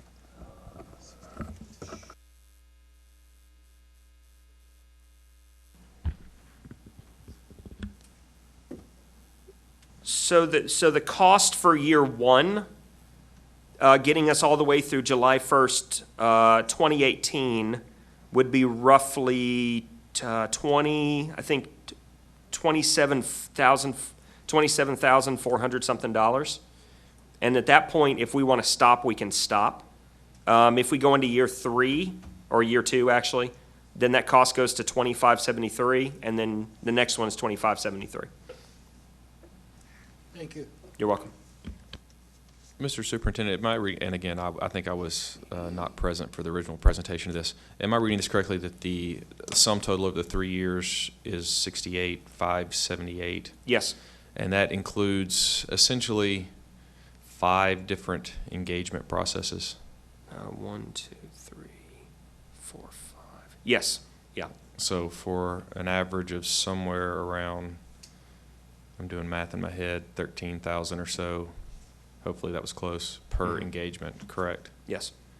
Okay. Again, just my take on that, and based on what we saw from the results that have been presented, I didn't see anything that really had me impressed. Okay. And that may be partially due to how that process worked and the low engagement on that, but for me personally, this is not something I want to move ahead with, based on what I've seen so far. Yeah, when we initially talked to them, they highly encouraged us not to do 3 weeks. They said you need 6 to 8. But considering the tight turnaround, we told them that's all we got, and that's what we've got to do. That's another reason why it was free. We didn't pay anything. All right. Mr. Dudley. Thank you, Mr. Chairman. I wasn't that impressed with the number, and I know we had a short time frame there for the survey to be done, but I wasn't impressed. On a personal note, this is not anything that I would pull money out of my savings account to spend money on. if it was coming out of my savings account, and then that's what our fund balance is, it's our savings account. And then also, I feel like some of the answers to some of these questions, that's the reason we have elections. And, you know, and so I think most of our constituents would rather us spend this money directly on the students. And, you know, when it comes to the surveys, we have an election every 4 years, which time 50% of this board is up for election. And so I'm opposed to this program at this time. Mr. Pennings? Well, I just wonder how much information would go in when you do the thought exchange. Like when you're talking about rezoning, are you going to put in all the information on that we as a board have? All the studies and all this, that's a lot of information for everybody to look over. Why we're rezoning? We're rezoning because we feel 5 years from now, this is going to happen, or 2 years from now, this is going to happen. I just don't see people taking their time to read 5 pages of facts and figures before they just punch a button. Okay. As we're sitting here on that, do we have any action on this, or do we want to move ahead on it? And I see no action being taken on that. Okay, no action on that. The next item we did have was item D, teacher staff survey proposal. Ms. Parker, I believe that's something you were brought to the table. That was, in looking at the Monday memo, I know recently there was some discussion about having the TEL surveys of the principals. And in June, we have to evaluate the director. And I feel like it would be beneficial for us to get some feedback from the people that work with him day to day. We obviously see him several times a month. But actually, our evaluation is based on the ISLIC standards, which I think is based in educators. And I just would really welcome their opinion on kind of how we're progressing as a system and the direction that we're going under the superintendent's leadership. Thank you, Ms. Parker. Was there anything, I don't see an attachment here, did you have any idea of how you wanted to proceed with something like that? As far as what kind of survey or what kind of tool we wanted to use for that? I think we just do a survey or Google Doc or something with the ISLIC standards, since that's how we're evaluating. I think that was essentially how our survey or our evaluation is structured, is based off of the ISLIC standards. Mr. Pennings? Well, I know under the past administration, we did this for the simple reason that we don't see that many staff for the teachers. And the only information we were giving back was by the previous administration telling us that so many teachers answered this and so many teachers answered that way. There was a cat watching over the mouse, or however you want to put it. But I think it's a good idea to have a survey and give the board copies of the survey or a summation of the survey, because it would help us in the superintendent's evaluation and help us know how the teachers actually feel. I guess my only comment on that would be I would be interested in, and I think a tool like this could be helpful. I guess my question would be on what the specific tool would be. Are you saying just go straight down the ISLIC standards and do that? Mr. Superintendent, do you have any thoughts on that? Well, there's over 86 questions, and I guess what do you guys want to find? What do you want to find out? What's the rationale? What do you want to achieve at the end? Because when you guys have to fill out that, I submit that to you guys, and I also submit to you the supporting documentation to kind of tell you the things that I'm doing, and then you guys kind of rate. Looking over those 85 or 86 areas, It's a big survey. It's a large survey. And who do you want to put that together for you?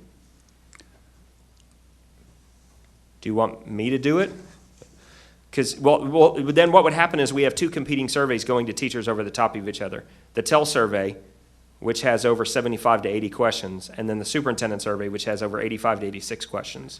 And school's out in 16 days. I would say the survey that we have to evaluate you on, Yeah. there's 4 or 5 questions there. How do you, does the superintendent get along with his staff? Does the superintendent meet with teachers and things? Just the 4 or 5 questions that are on your evaluation sheet asking us how you're working with the staff and the teachers. We don't know that because we don't hear from the staff and teachers. We hear from the dedicated staff that comes in here for the meetings, but that's not a lot of them. I guess where I'm at on this is I think I would tend to agree that the full survey may be a bit much to give to the teachers. If it's something that the board would like to do, I would think it would probably be appropriate for the board to present a survey of a specific type with questions that we would agree upon. And to be honest, to be fair to the superintendent, I would like for him to have reviewed that, to have an idea of what we are asking staff members to have looked at and ask them to evaluate him on. At least that's what I would like to see. I'm a little uncomfortable just doing the ISLIC standard survey. That would be a little too burdensome to ask anyone to do. Mr. Dudley. Thank you, Mr. Chairman. Well, I'm certainly always interested in how the staff feels about our superintendent at any time, and I've always been willing to listen to any of the staff if they want to tell me the superintendent's doing a great job, or if they want to tell me where they think the superintendent is doing wrong. I'm willing to listen to that. But I think if we were going to do this in a formal manner, it's something that we should have been planning on much earlier than right now. As the superintendent says, we're up against the end of the school year, and that's not saying that people's minds are closed, but it's going to be a lot of pressure in getting any survey formatted and decisions about what the questions are going to be and who's going to compose the results and everything. I wish if we were going to do it that we had made plans to do it earlier in the year, so that we could have an effective survey. Now, the community relations is going to have one of the teacher, I don't remember the exact name we're using. Round table. And, I think that's an opportunity for some of that to, if teachers have problems, they can address it with the school board members at the round table. But, I just, like I say, I wish if we was going to do something other than that we'd planned earlier in the year. Ms. Parker. I just wanted to say, I happened to pull up the evaluation that we used last year. I mean, it's already formatted, you have to enter your name. Maybe some teachers would not want to enter their name, I don't know. But it's already done. There's not, and it's like 9 pages. Yeah, it's a lot of information, but we have to complete it. And, if nobody wants to fill it out, that's fine. I think that probably tells us something too. But as far as making out like this isn't already in existence, it's already in existence. I'm pulling it up right now. And the roundtable, let me just say, while I think it's a great thing, and the Teachers Council, I think those are all great things that we're doing, but that doesn't cover everybody. It's not open to everybody. This is the only way to truly get feedback from everybody potentially. And if they choose not to participate, that's fine too. And I don't want to use a survey as a punitive measure in any way, shape, or form. I just feel like it will inform me and how I fill out the survey the following month. Ms. Kinzer? I remember when we first got, computers in our classroom and all, we did a survey every year. We were anonymous as to who we were doing it, and our name was never asked. They knew what school we were, but we were evaluating not only the principal and assistant principals, but the at that time, director as well. It was very comprehensive. I don't, of course, have not seen what you all did last year, and I haven't seen the tell. I do have a question about that one. When teachers take that survey, is their name attached to it? No. Okay.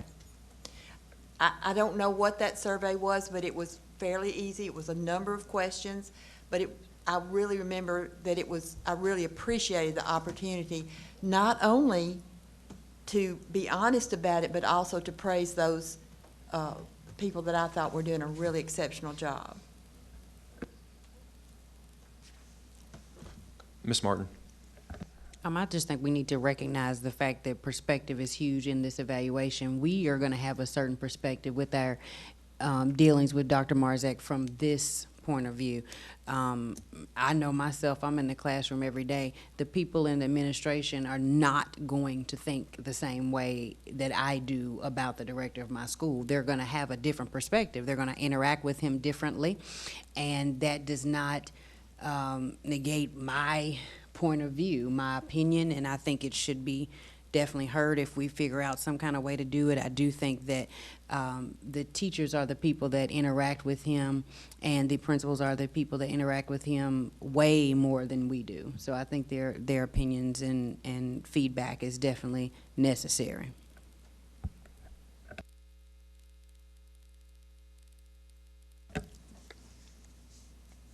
Any other discussion or a motion on that?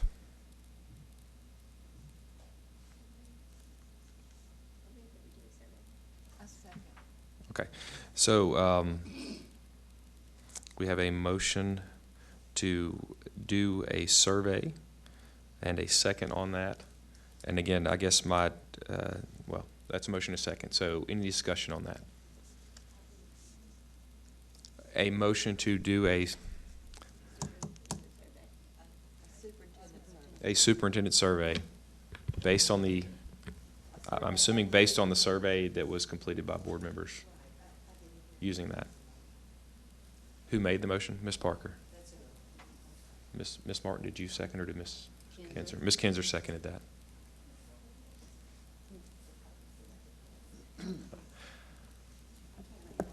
No, okay. Discussion on that. Who does the survey go to? So no bus drivers, cafeteria workers, school secretaries, psychologists? Yes, some of those do. Yeah. And then the next question is, how do we ensure that they're licensed employees? Like, for example, what we do with the TEL survey is they print out a bank listing of codes, and that code means that you're at that school. It doesn't know who you are as a person, and it doesn't track your scores. We can't do that with the Google survey without people putting their names in. So how do we do that?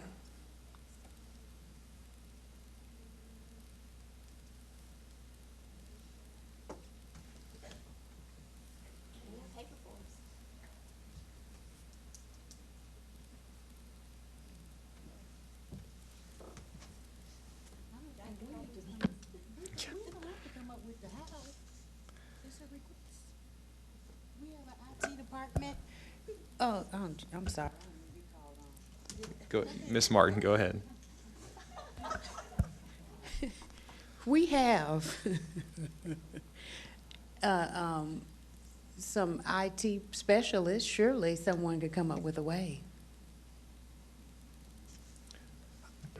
I would agree with that. I guess my only thing is that I think the superintendent does bring a valid point. I think it would be, since we are bringing a motion on that, we would need to let them know who we're actually specifically wanting to survey on that.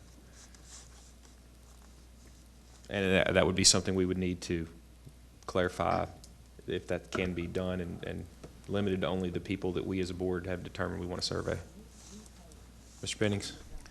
I would say just the licensed teachers, because if I'm gonna be talking about the food service people, it's on his job, not on the superintendent.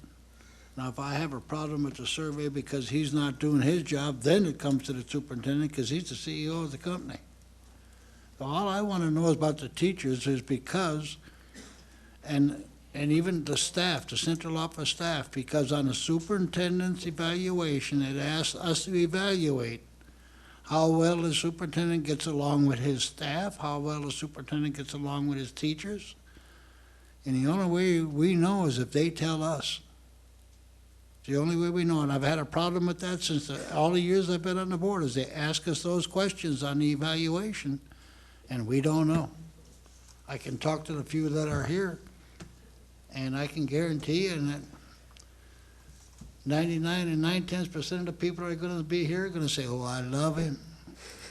That's why they're here. The ones that don't show up and the ones that don't call us and talk to us, you have to have a survey so we can tell.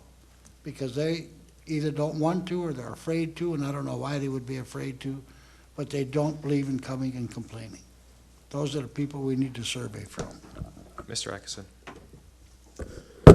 Dr. Marshak, we are actually conducting a survey now, or? Yes. You already got plans on the survey? Well, we're doing what's called the TEL MCPS survey, and we're asking teachers about the culture and climate of their building with concerns to time, resources, facilities, principal leadership, teacher leadership, cleanliness of the building, stuff like that. We're asking, pretty big survey. The superintendent, everybody, staff? No, superintendent staff isn't in there, no, it's strictly culture and climate of buildings. Of that building? Okay. Yeah, that's the TEL survey, out of the new teacher center out of North Carolina. Mr. Superintendent, is what was requested here, a survey only given to licensed teachers, is that, again, I don't know, is that some way we could verify or be able to get a survey out there? Or are you saying it would need, or? There's two ways to do it. One, if you do it online, you have to have either some kind of anonymous tracking method, like we do with the TEL survey, where you have a code sheet, and that shows that you're at a building, you're not a certain person. The other way would be, it wouldn't be anonymous. You'd have to put your name on it. The third way, which could be a paper pencil form, we print out those sheets. We print out those sheets of paper. We get enough to each principal. The principal gives them out to the teachers. There's a folder in the office, and they have a certain time when they have to turn it into that folder, and then somebody has to disaggregate all of that data and then make a presentation to the board on what was stated out of each of those sheets of paper. Ms. Parker? I was going to say, before Dr. Marzak, I know Ms. Johnson conducted a survey of the entire staff, of all the licensed teachers, and it didn't have any identifying information. I think there were like 3 things that were listed on there. What do you good, bad, ugly. I mean, we could go back to doing that, and that did not require any I think the only identifying information was maybe the school, but it did not require, and honestly, something as simple as that would be completely fine with me. It doesn't necessarily have to be they can evaluate us for all I care. I mean, I think we just need to know, especially as we're going forward with budget, whether or not we are going in the right direction. I think we heard from a teacher tonight that maybe she thinks we're putting too much on her. So I just want to get a feel for how the system feels as a whole. And I can tell you, I can talk to 2 people and get 2 totally different answers. So I just kind of want to take the pulse of the staff, of the teachers. And again, I don't want it to be punitive. I just want to look at it and see where we need to go and what conversations we need to have going forward. And, I think it would be informative for the director, probably even more so than what he gets from us, in all honesty. Because if he is the Yertle and the turtle, he needs to know that. But I'm not saying he is. I'm just saying that I think that that would be beneficial for him to know before those turtles start scattering. Okay. Do you want to go back to thought exchange? Yeah. Again, we have a motion. I'm really uncomfortable with the current motion that we don't have a defined survey that we're asking or a methodology. And I like the idea of having something. I'm just a little, with what we're proposing, it's almost like turning it over and asking, get us an answer to what we're looking for, and we haven't really told you what we're looking for. And that's where I'm seeing it right now. And I would prefer that it would come out of the board if we had a list of questions that we as a board came up with, and we would be able to put those questions together and say, this is the survey. I'll adjust this motion, since it's my motion, if Ms. Kinzer will approve it. Okay. I recommend that we go back to the survey that was done by Ms. Johnson and use that as our basis for this. Do we have a copy of that? Or I'm pretty sure I have one in my email. Okay. I agree to that. Okay, so Ms. Parker is amending her motion to do a survey of the superintendent to licensed teachers using the model previously provided from Ms. Johnson. And I would assume this would be done. Could I see a copy of the survey? Because I have a hard time chiming in if I don't know what was on the survey. I have a hard time agreeing, saying, yeah, go ahead and do it, not a problem, if I haven't seen what I'm agreeing to. Kind of like the fine print.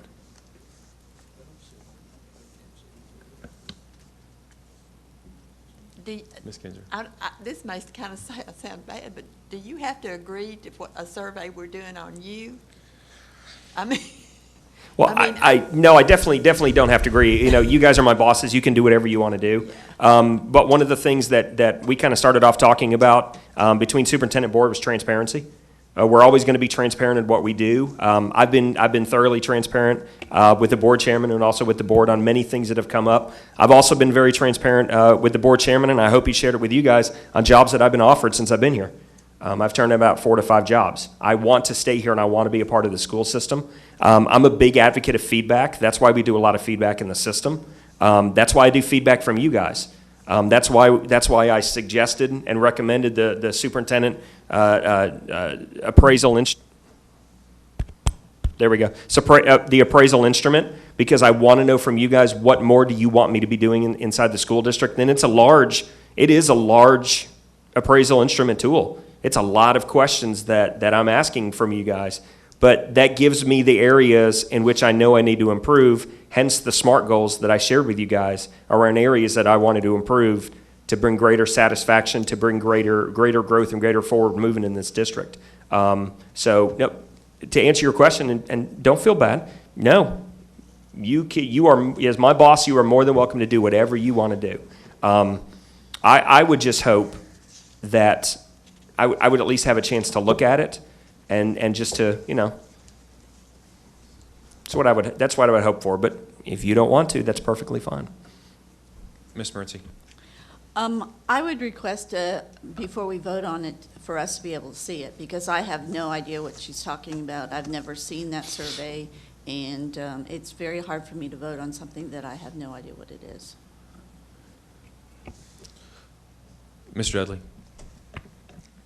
I too would like to see the survey itself, and then I think as part of the motion we need to have some deadlines established as to when the results are to be compiled and then given back to the board. So I think that needs to be part of the motion. Mr. Penix. And I agree with Dr. Marzak in that the only reason I would, and I've said that for every year I've been on the board, with every director's evaluation or superintendent's evaluation, or however you want to say it. On that evaluation, they ask us 5 or 6 questions, I believe it is. How does the superintendent get along with his office personnel? How does the superintendent get along with teachers? And I've always said, we don't know. just a few people we talk to, that's the only ones we know, and we're asked to evaluate the head man in our district on something we have no knowledge of.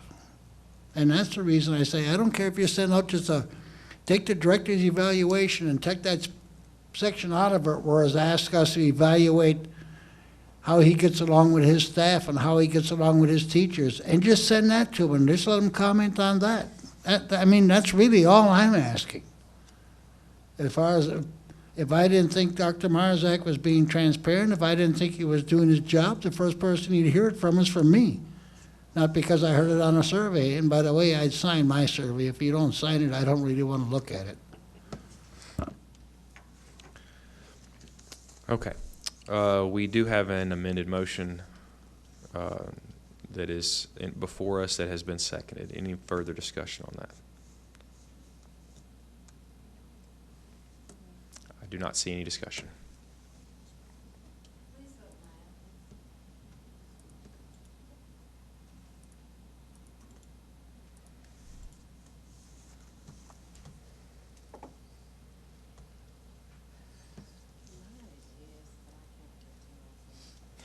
Never mind, I got it.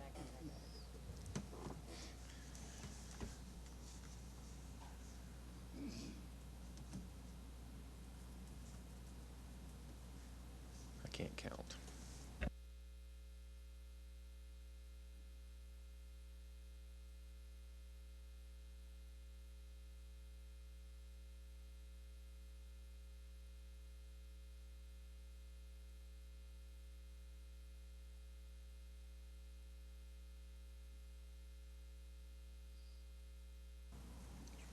Okay, so that did pass, 6-4, it looks like. Okay. Moving on to the next item is other business. We have item A, instructional low bids, purchase over $10,000.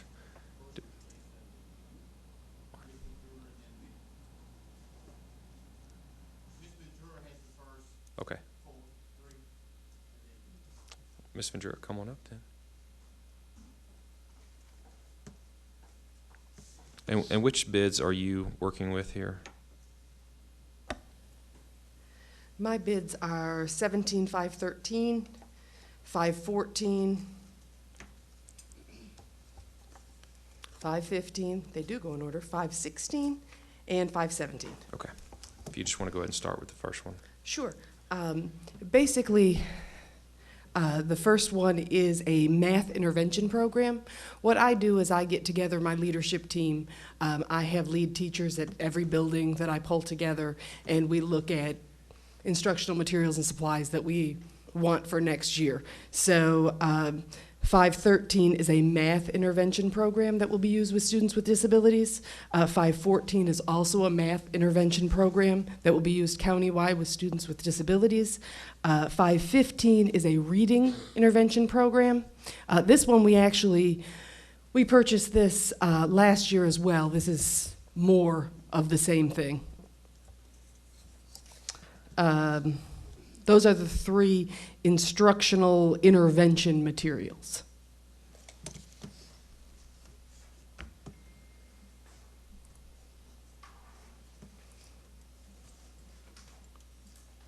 Any questions on those? Do anyone have any questions on those? Yeah. Okay, Mr. Beaver. Thank you, Mr. Chairman. Yeah, I see on your delivery, it all's been delivered to Howell.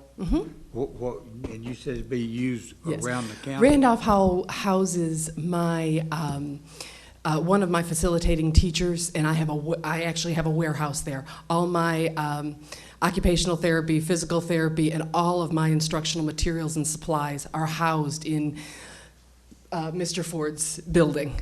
Oh, okay. And then they're disseminated by my staff. Okay, all right, thank you, ma'am. Sure. Mr. Dudley.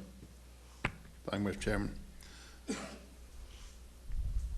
Can you describe his program a little bit better? I mean, Absolutely. The first one, the 513, the Math UC, is an interactive math program. It is a very, very scripted program. It is recommended by MTSU Dyslexia Center, as is the reading program, the SPIRE program. It is interactive as well as explicit instruction, very highly recommended for students with disabilities.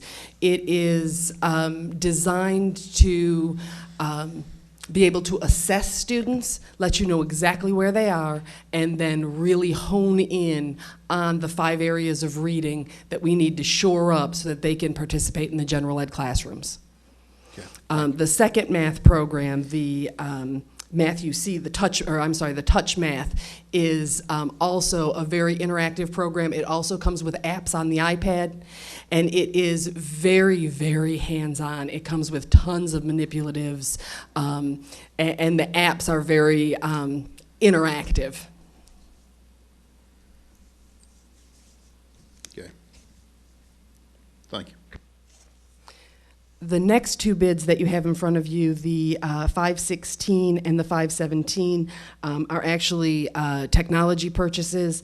The 516 are iPads for students to be used for communication devices, again, the math program, and Pearson and Apple, are in bed together, and all of our assessments with our speech language pathologists, our school psychologists, every single assessment that we're using will be driven on iPad. So the student will have an iPad, the assessment specialist will have an iPad, and all the paper protocols that I love to shred all summer will be gone. It will all be housed on the iPads. The second technology bid, 517, is also our attempt to move towards a more paperless special education world.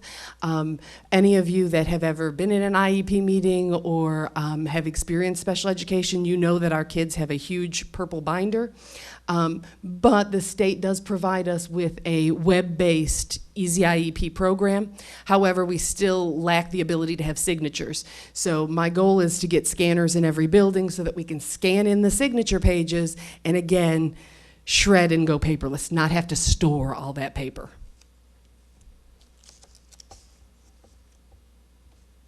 Okay, any questions on those 2 bids? I actually don't have a question on those. 3?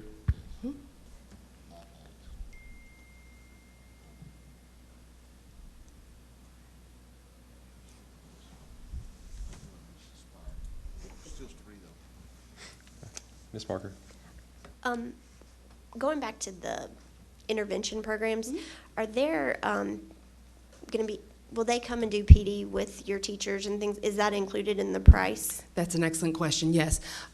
For all of the programs, because when you spend so much, you do get PD. Now, some of it is unfortunately in the form of webinars. The Touch Math is, I will have to get my teachers in a room or give them time to watch webinars. The SPIRE is on site. The DEMI, the first proposal, is also on site. So yes, we will work those into our professional development days next year. Okay, good.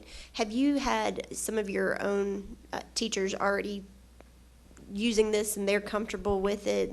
I mean, yes. What do you think the learning curve, I guess, is going to be on this? Most of the programs have been used by most of my teachers, but not all, because the SPIRE we've been using countywide. The SPIRE is a special education intervention that we purchased last year, and again, that's just additional materials and supplies. The Touch Math we've used in Santa Fe, all the Spring Hill schools, more the north end of the county. They love it, and they're the ones that have sold it to my leadership team, saying this is fantastic. Okay. So, and the DEMI Math we've had for years. Little bits and pieces. We've never had the full program, and that's what you're allowing me to do tonight. Okay, thank you. Mm-hmm. Okay, any other questions on those? Do we have any motions to move ahead on those? We have A motion by Ms. Parker for all of these bids, bid 513, 514, 515, 516, 517, and 518. Do we have a second on that? A second from Mr. Beaver. Any discussion on those? I do not see any discussion.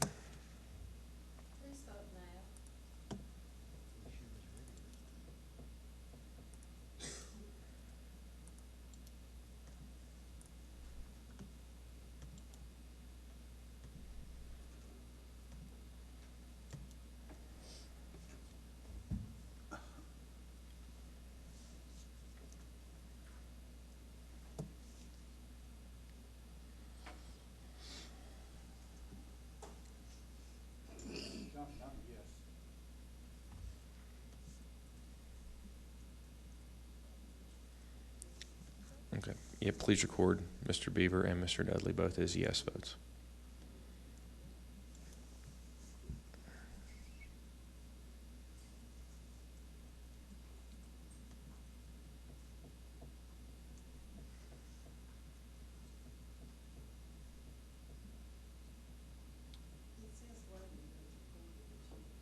Okay.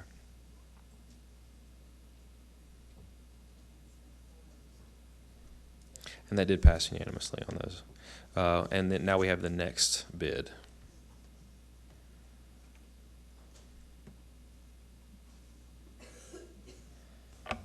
Good evening.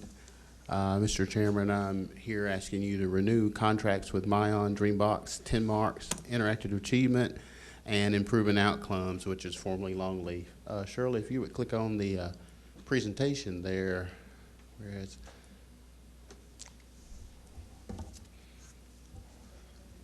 yes, ma'am. Nope. One below it. The other one.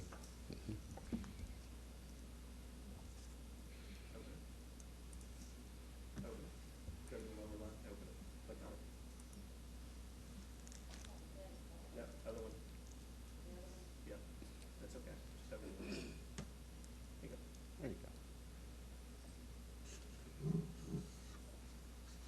Okay, go ahead to the next slide. I will go through each one of these programs and just show you some of our usage data and some of the facts about some of the software that we are asking for you to renew this year. First, if we look at, go back one slide, Shirley, if you would. You are running. Uh-oh. Our slide went somewhere. We're missing. Go forward then. Let me see if we're missing one on the slide. We can start there. As you can see there, there is our trend usage with, we measure Ames Web number sense fluency. You can see how with the students that are using Dreambox, how our number sense fluency has trended up over the year with those students. And also if you scroll up a little more, just a little bit more, Shirley, so they can see. You see the amount of, since the start of the school year, how much lessons we have completed and how many hours have been spent in Dreambox. The same thing, if you have questions, just stop me. I'm just going to keep moving forward. The same thing with Myon. If you look at, we track vocabulary as a measure to look at, because we think that the more students are reading, the more they're gaining more vocabulary. So we looked at that trend upward as track the students that were using Myon, and you can see how our trends are really upward with the students that are using Myon. And then again, you can see the usage there, over 500,000 books read, and over 100,000 hours spent on reading in Myon. 10 Marks, as you know, we just began this program this year, so we started out in the first semester with focusing on training and getting teachers prepared and into the program, and then you can see in the second semester how we increased our usage and we're steadily continuing to do that as we are continuing to use the program. And then again, in the next slide, You can see some of our results there and, how many students are completing assignments. Of course, this is only dealing with high school, Algebra 1, Algebra 2, geometry, and those high school subjects. On a side note, too, 10 marks is really helping, especially in our where we are teaching 8th grade algebra. The teachers are even, because they're using the product, learning more about how to teach those concepts. So that's helping improving our instruction overall, too, in addition to helping our students learn. The next two products are, they are products for students, but they're actually products for our teachers. Interactive Achievement gives us, it's a online assessment item bank. I think you saw it last year. It was formerly Power School, or it's formerly Interactive Achievement, now it's Power School. And you can just see some of the bullet points about interactive achievement. It's a tool to help our teachers quickly access those, access and build those formative and summative assessments. And they're able to build those formative assessments. They can give it to students online. They can print them off.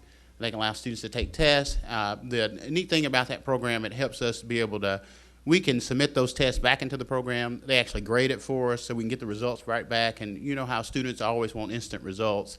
So it kind of gives us that help with those, getting those instant results back. And then the next slide, we can look at our usage there. And the number of assessment items completed this year.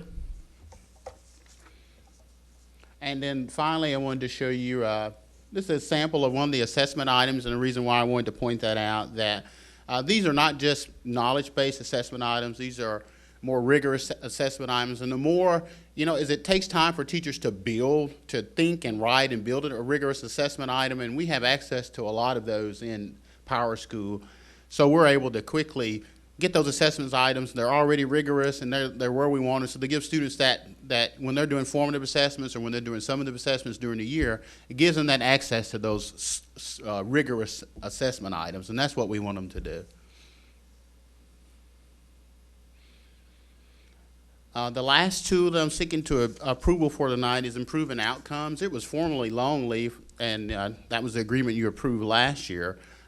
What it is a virtual data wall, and what Longleaf allows us to do is it allows our school teams to look at student data. Now, if you look at this example, you see a class, and what the teachers can be able to do with that school team, say if they want to look at only students that have all A's, well, they can click on that and it'll sort those students that have all A's. Conversely, they can look at students that are failing and not doing so well. We can look at students that are not doing so well and miss more than 10 days. It gives us an opportunity to sort students in different ways so we can look at different groups that we need to intervene with or help. Secondly, if you go on to the next slide, we can actually drill down on a student. So we're all looking at this student that we want to help, and we're not just looking at a number, we're actually looking at a student. And you can see to the side, we're able to look at, select any of that student's data, all of that's loaded into improving outcomes. So we're able to quickly look at a student, see where they are. If we have a student that's having trouble, we look at their discipline, their attendance, and any results that we have for them. One more. So you can see there, just digging deeper into seeing all those scores there and what we have.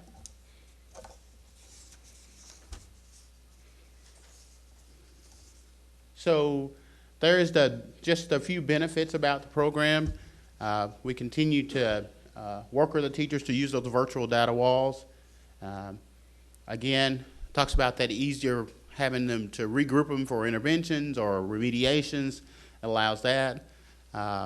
We're looking at adding that, being able to, the school groups, of course, we track attendance with the attendance clerk, but we can also use the teams. They can also track the attendance. And then looking at graduation track, or whether or not students are on track to graduate. Finally, the summary there, you can see how we're continuing to use those digital programs. We see the positive impact on learning.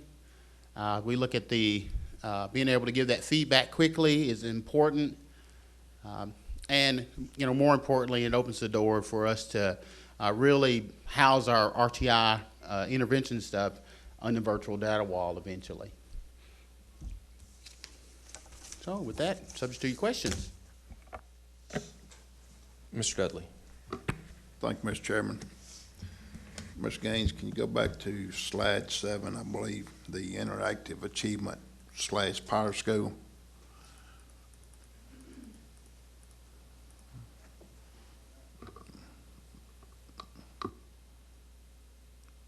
The other one? It's the one that, there you go. Okay, this looks like, as usual, we have some schools that are using the program quite a bit.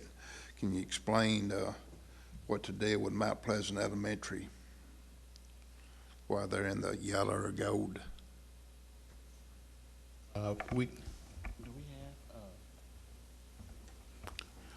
We did ask them to be able to be prepared to come and ask questions, but just looking at it, I know that Mount Pleasant Elementary is focused more on, they were a 95% model school, and they were focused more on using that 95% assessment and using those benchmarks in that program. So as a part, there may be some of the reason why they're not using it as much, and but I can continue to have her come back and give you an update on why it's not moving. So certainly, as we look at the scorecard and look at the usage, we certainly come back to them and ask them, you know, hey, we notice your usage is not as much. What's going on? How can we help you? How can we help you increase the usage? In some instances, some schools want to build their teams first, and they're trying to get their school teams built and trying to get that climate where their teams are working together, and then they're going to add the assessments. So with Julie being a new principal there, that could be some of the reasons why she doesn't have as much usage. Okay, then let's look at Whitthorne. Whitthorne is, it looks like they're just about close to non-use of the program at all. I mean, it's showing 4.45%. All right, just so happens I do have Mr. Doug here, and he can come and talk to you about that.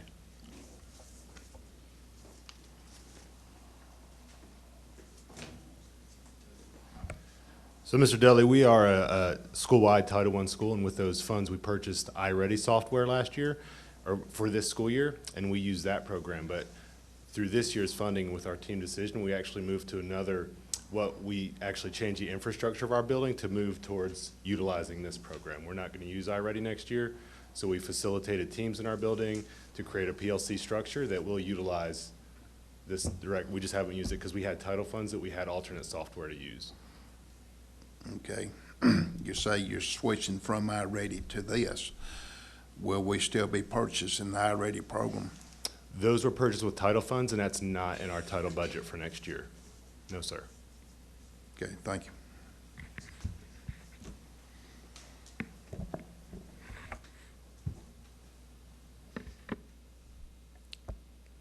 Any other questions? Oh, Ms. Powers.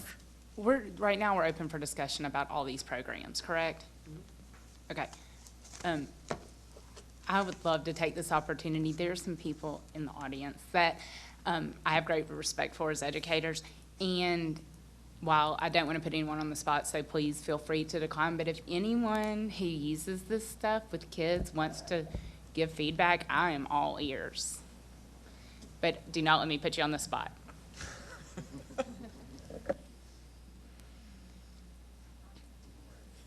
One of the people that I very much respect as an educator.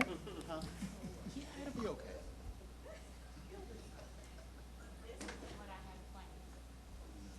Thank you so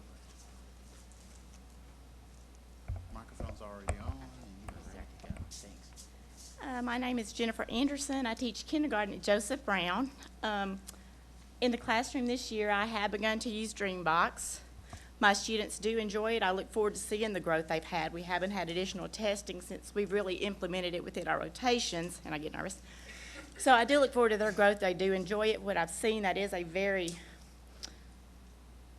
skill-building program. I like what I see with it. Mayan, we use as a whole group, and I know within Teacher Council, my suggestion and want for Mayan would be for it to include lower-level readers. For kindergarten, it is not really age-appropriate for us right now. Some of my top readers can handle it, but it does need to kind of add some lower level readers.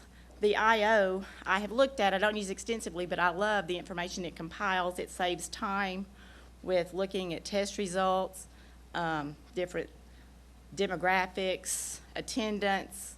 It really does compile that information in an easy to read format, easy to sort. And again, I like the fact that it does put the faces with the information. And is that the only one? Natalie, you want to come up? Okay, so those are the ones I'm familiar with. So thank you. Thank you for being brave enough on a spur of the moment to share that. Thank you. Ms. Parker.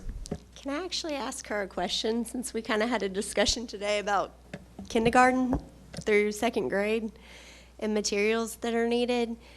Would you rather have this program than have textbooks, basals, those type of things? That's something that I think I've heard from some other teachers, that they want something tactile, they want leveled readers, they want those things. Absolutely, no, I don't want to just go to this exclusively. I see it as a very good supplement to a good program. I think that's what it's intended to be.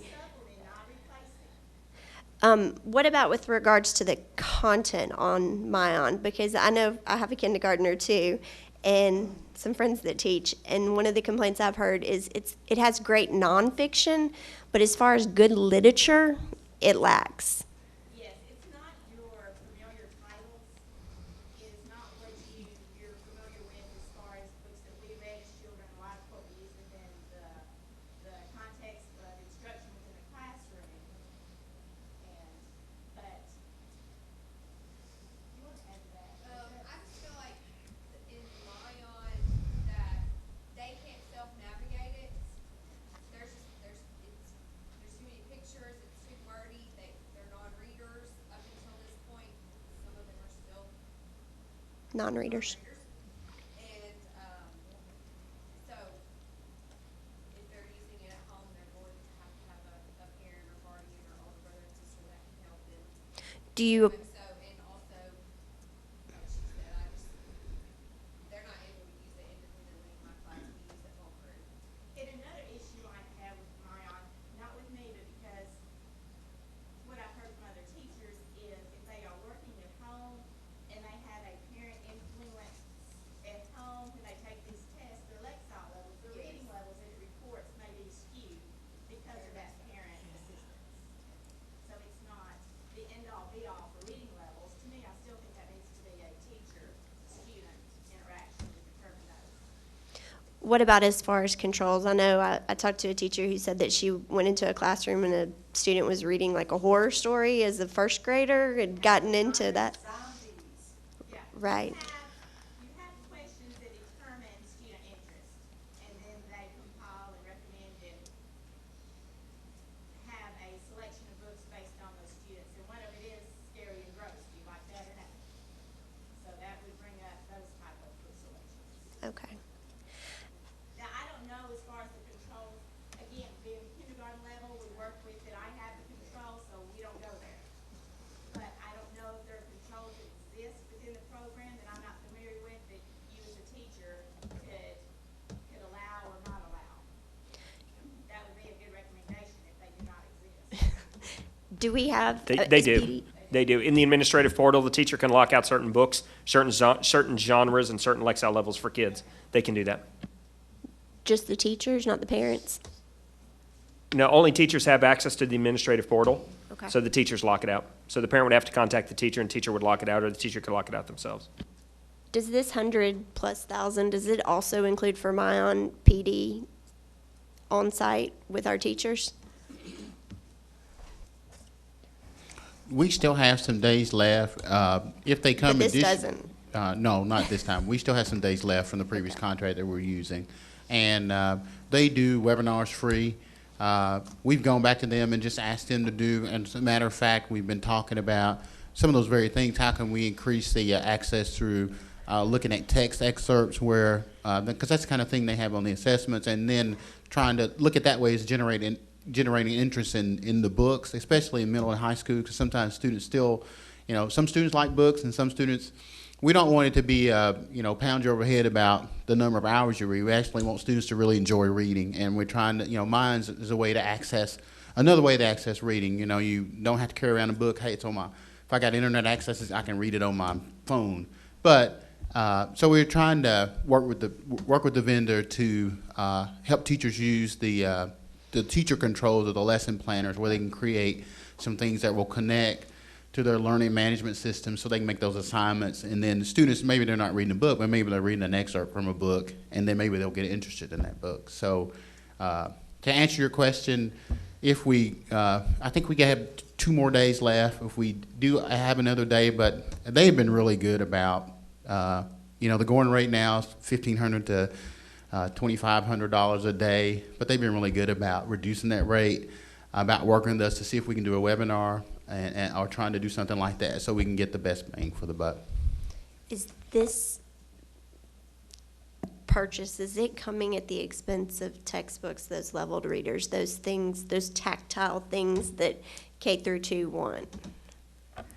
We have a number of, we had a number of requests for level readers and those things like that in the Keys budget. We had them last year, and we did buy a number of level readers. We didn't see as many of those this year in the Keys budget. I think, we've heard from teachers about, definitely with math, with the manipulatives, with reading, with the level readers and those things like that. We're working on building those essential outcomes and then trying to connect, okay, after we get those essential outcomes, what materials do we need to support that? And then that way we can start to order those materials. I think sometimes when we, it's easy for a district to order things in bulk, but that's not always what every school wants. So you try to balance that with, what are things we know everybody at least like, there are great books that teachers love that we think everybody love. Well, as a district, we can buy, a bunch of them and get them in kids' hands, but oftentimes certain teachers want certain sets, and that makes it more expensive. So we try to balance that and try to, look at what we can. But to get to your question, yes, the textbook money's still there. It's not, that money's still there. The reason why I ask is based on the conversation that we had today via email about K through 2 material, K through 2nd grade materials. And as somebody that's about to have kids in that age range, it's really important to me that they're not just that we're not just relying on Mion and Dreambox. And like the teacher said, that it's a supplement. But in order for it to be a supplement, I think they have to have other resources. And I'm hearing from a lot of our K through 2 teachers, they don't have those from our system. They're purchasing things off teachers pay teachers, and I just think that's unacceptable for them to have to pay $15 for a reading series to be able to teach my child how to read.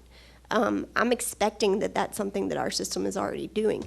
Mine's a great supplement, but I still think that they need something in their hands for teachers to work with, especially because K through 2 doesn't have devices and there's no plans for them to have devices.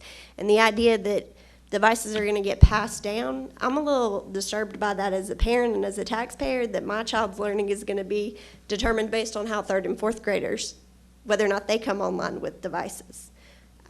So I want to make sure that our K through 2, if we're going to go this route, that we have devices in their hands and enough in the classroom, not that they have to take them home, but they're enough for them to be able to use them and for this Mion stuff not to go I mean, I read the teachers' council notes, and I know some of the issues that they had, and we could obviously go through a lot of those, but it's not working perfect. And I don't expect things to work perfect, but I want to know that there's a plan for how we're going to address all grades. Because if we think that 3rd grade, when they start taking tests, that they're magically going to be able to read, and by 4th grade, they're magically going to be able to be proficient, if they didn't have a good foundation in K through 2, there's no way we're meeting keys 1 and 2, and then probably not keys 1 through 7. So I really hope that we're looking at it holistically on how we're spending this money. We will always try to support a balanced literacy approach to where we're, Yeah, and that builds into the keys process where the teachers need to bring to the principals the resources they need to meet keys 1 and 2 at the elementary school level, and then bring that to us, and then we fund it through the keys process. I don't believe a basal reading series is the answer. You're going to get a teacher's edition with a very scripted and very rigid. And to me, one of the things that I kind of told you guys today, I think over the last 100 years, publishers have sucked the life out of schools because we're addicted to this teacher's edition that's in our arm that tells us what to do, when to do it, how to do it, and don't deviate. But I'm all about supporting literacy and Right. putting books in teachers' hands and putting books in kids' hands. I'm not in favor of a teacher's edition telling a teacher what to do. I would rather teachers have that autonomy to work collaboratively with their colleagues to develop great literacy and numeracy activities for kids in the classroom. That's the reason for project-based learning, to develop that why in education and then build the resources that kids need. I don't want kids in front of screens all day long. What I want them to do is have the ability to have the access to information while using technology. But there may be some kids that want to walk down to the library and check out an encyclopedia. Go. If that's what you want to do, go. If that's your learning style, go do it.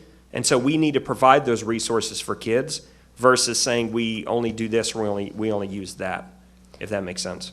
It does, and I think if teachers are, as I understand from teachers that I've talked to, if they're just using the Basel series and just using it with the teacher's edition, but because of what you have implemented with PBL, that's not what they're doing. It's the foundation that they're building off of, and they're not going by the teacher's edition, but they still need literature to be able to read and ask questions and develop critical thinking from. True. So they still need resources, and I don't think that we're putting enough of that into their hands. Okay, then we need that feedback, And I think, and we'll put it in their hands. as far as leveled readers, I think there were some that were asked for in our keys budget, and they didn't get approved by central office. I mean, I remember there being $12,000, I want to say, from Riverside. Last year, No, this year. they've all been moved over to the keys. Everything but personnel's But been that moved over. didn't start out that way, is what No, I'm saying. no, because we had limited funding to make suggestions and recommendations on. But I think as a district, we need to be very careful about this push for technology. And I think while it's great, I just don't think that we can completely forget about No, of course the not. other things. And it seems like we're putting too much of an emphasis on technology, in my personal opinion. We cannot get away from the tactile kinesthetic things that kids do every single day. Technology is a tool. It is not the driver in education. It's not the silver bullet. It's not going to cure all of our ails. It's the teachers in the classroom that are going to cure all of our ails. And it's the resources we put at their fingertips to interact with kids. So if there's things they need that we need to know about it, know that there may be some things we push back on. I'm not a fan of Basel series and teachers editions, having been an elementary school teacher, having been a first grade, second grade, third grade teacher. The scriptedness, it was so gray. There was no excitement in the classroom. So we're going to have some discussions about that. There will be pushback, but they can push back as well.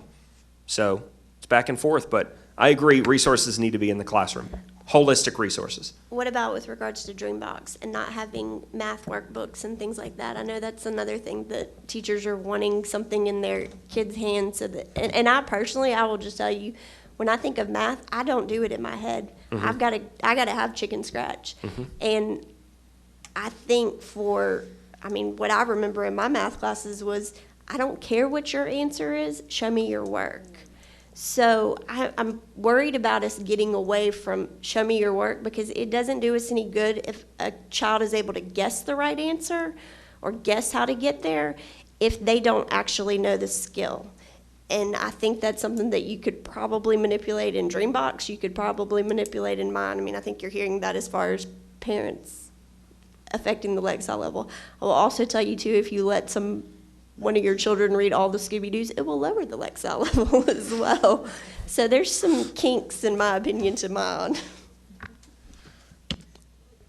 Mr. Superintendent, I had a question for you. I just want to clarify, and I'm sure I know your answer, but it's your belief that these 5 products are adding both value and will advance the keys for our students, correct? Yes. All right. And we're bringing this to you early. Renewal's not till June. You guys had told us you wanted it ahead of time, so you didn't have to make a decision at the last minute. So while we're recommending funding, you don't have to approve it tonight. You can wait till next month. We're just bringing it to you early with data that you requested. In light of that, I would make a motion to approve these, all 5 of these, Second. with a second from Mr. Atkinson. Do we have any further discussion on these?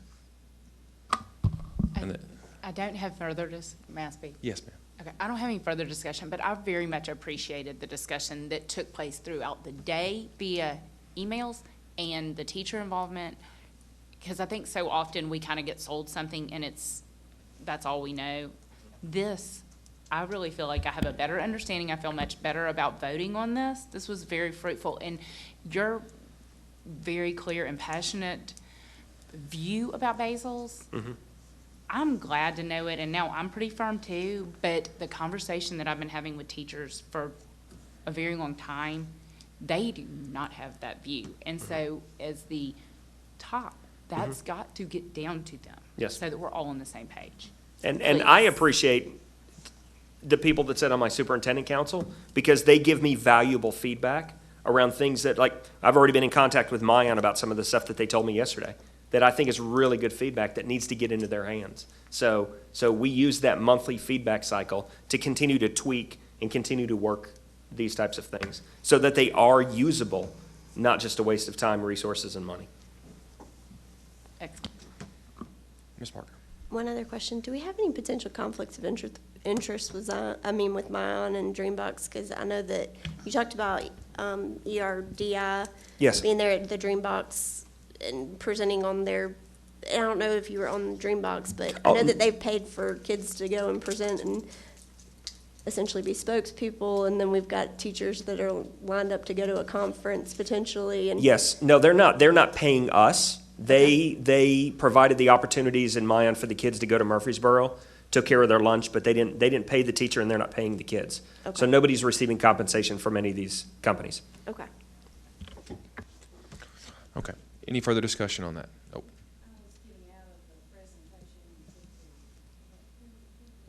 I made the motion for all 5 of the bids listed under this item A6, and Mr. Atkinson seconded it.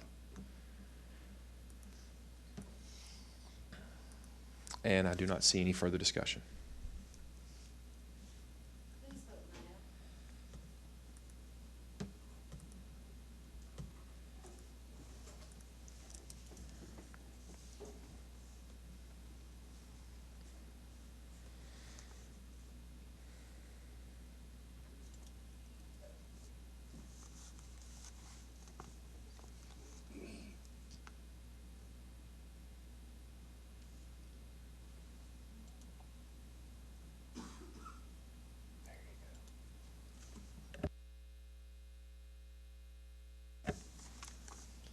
And it looks like that passed unanimously. Okay, moving on to the next item here, and I know it's getting late, but we will try to move through these unless someone would like to take a break at this point. I see some heads nodding. Okay, so let's do a brief 5-minute break and re-adjourn here at 9:35.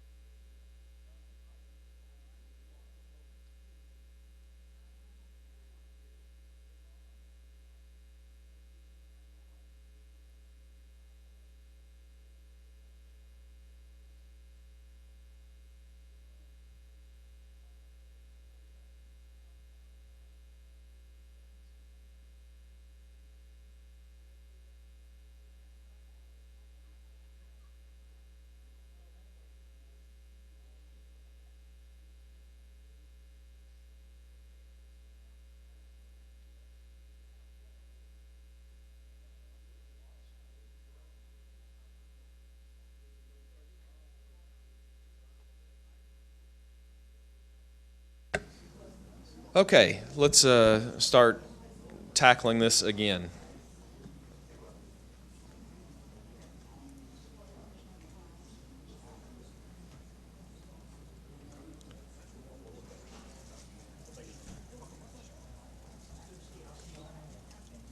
Oh, there he is, Mr. Pennings. Okay, if we could go ahead and move along with the, let's see where I am, the approval of this item B under item 11, approval of consolidated federal projects application. You're just asking, they're just asking for the ability to approve. Okay. Do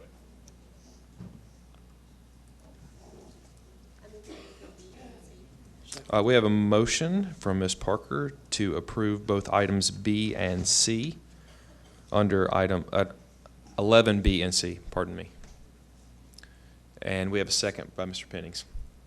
Any discussion on that motion?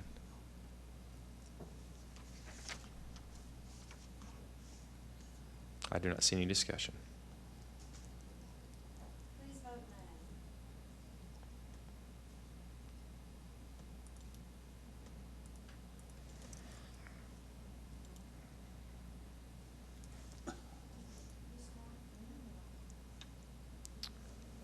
I don't know, but she is not present for the vote.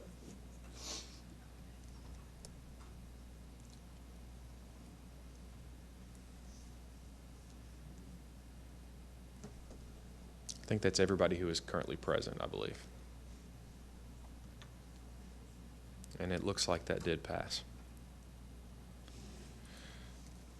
Okay, next item would be item D, low bids, purchase over $10,000. We can start with these. We have items 1 through 6 on that.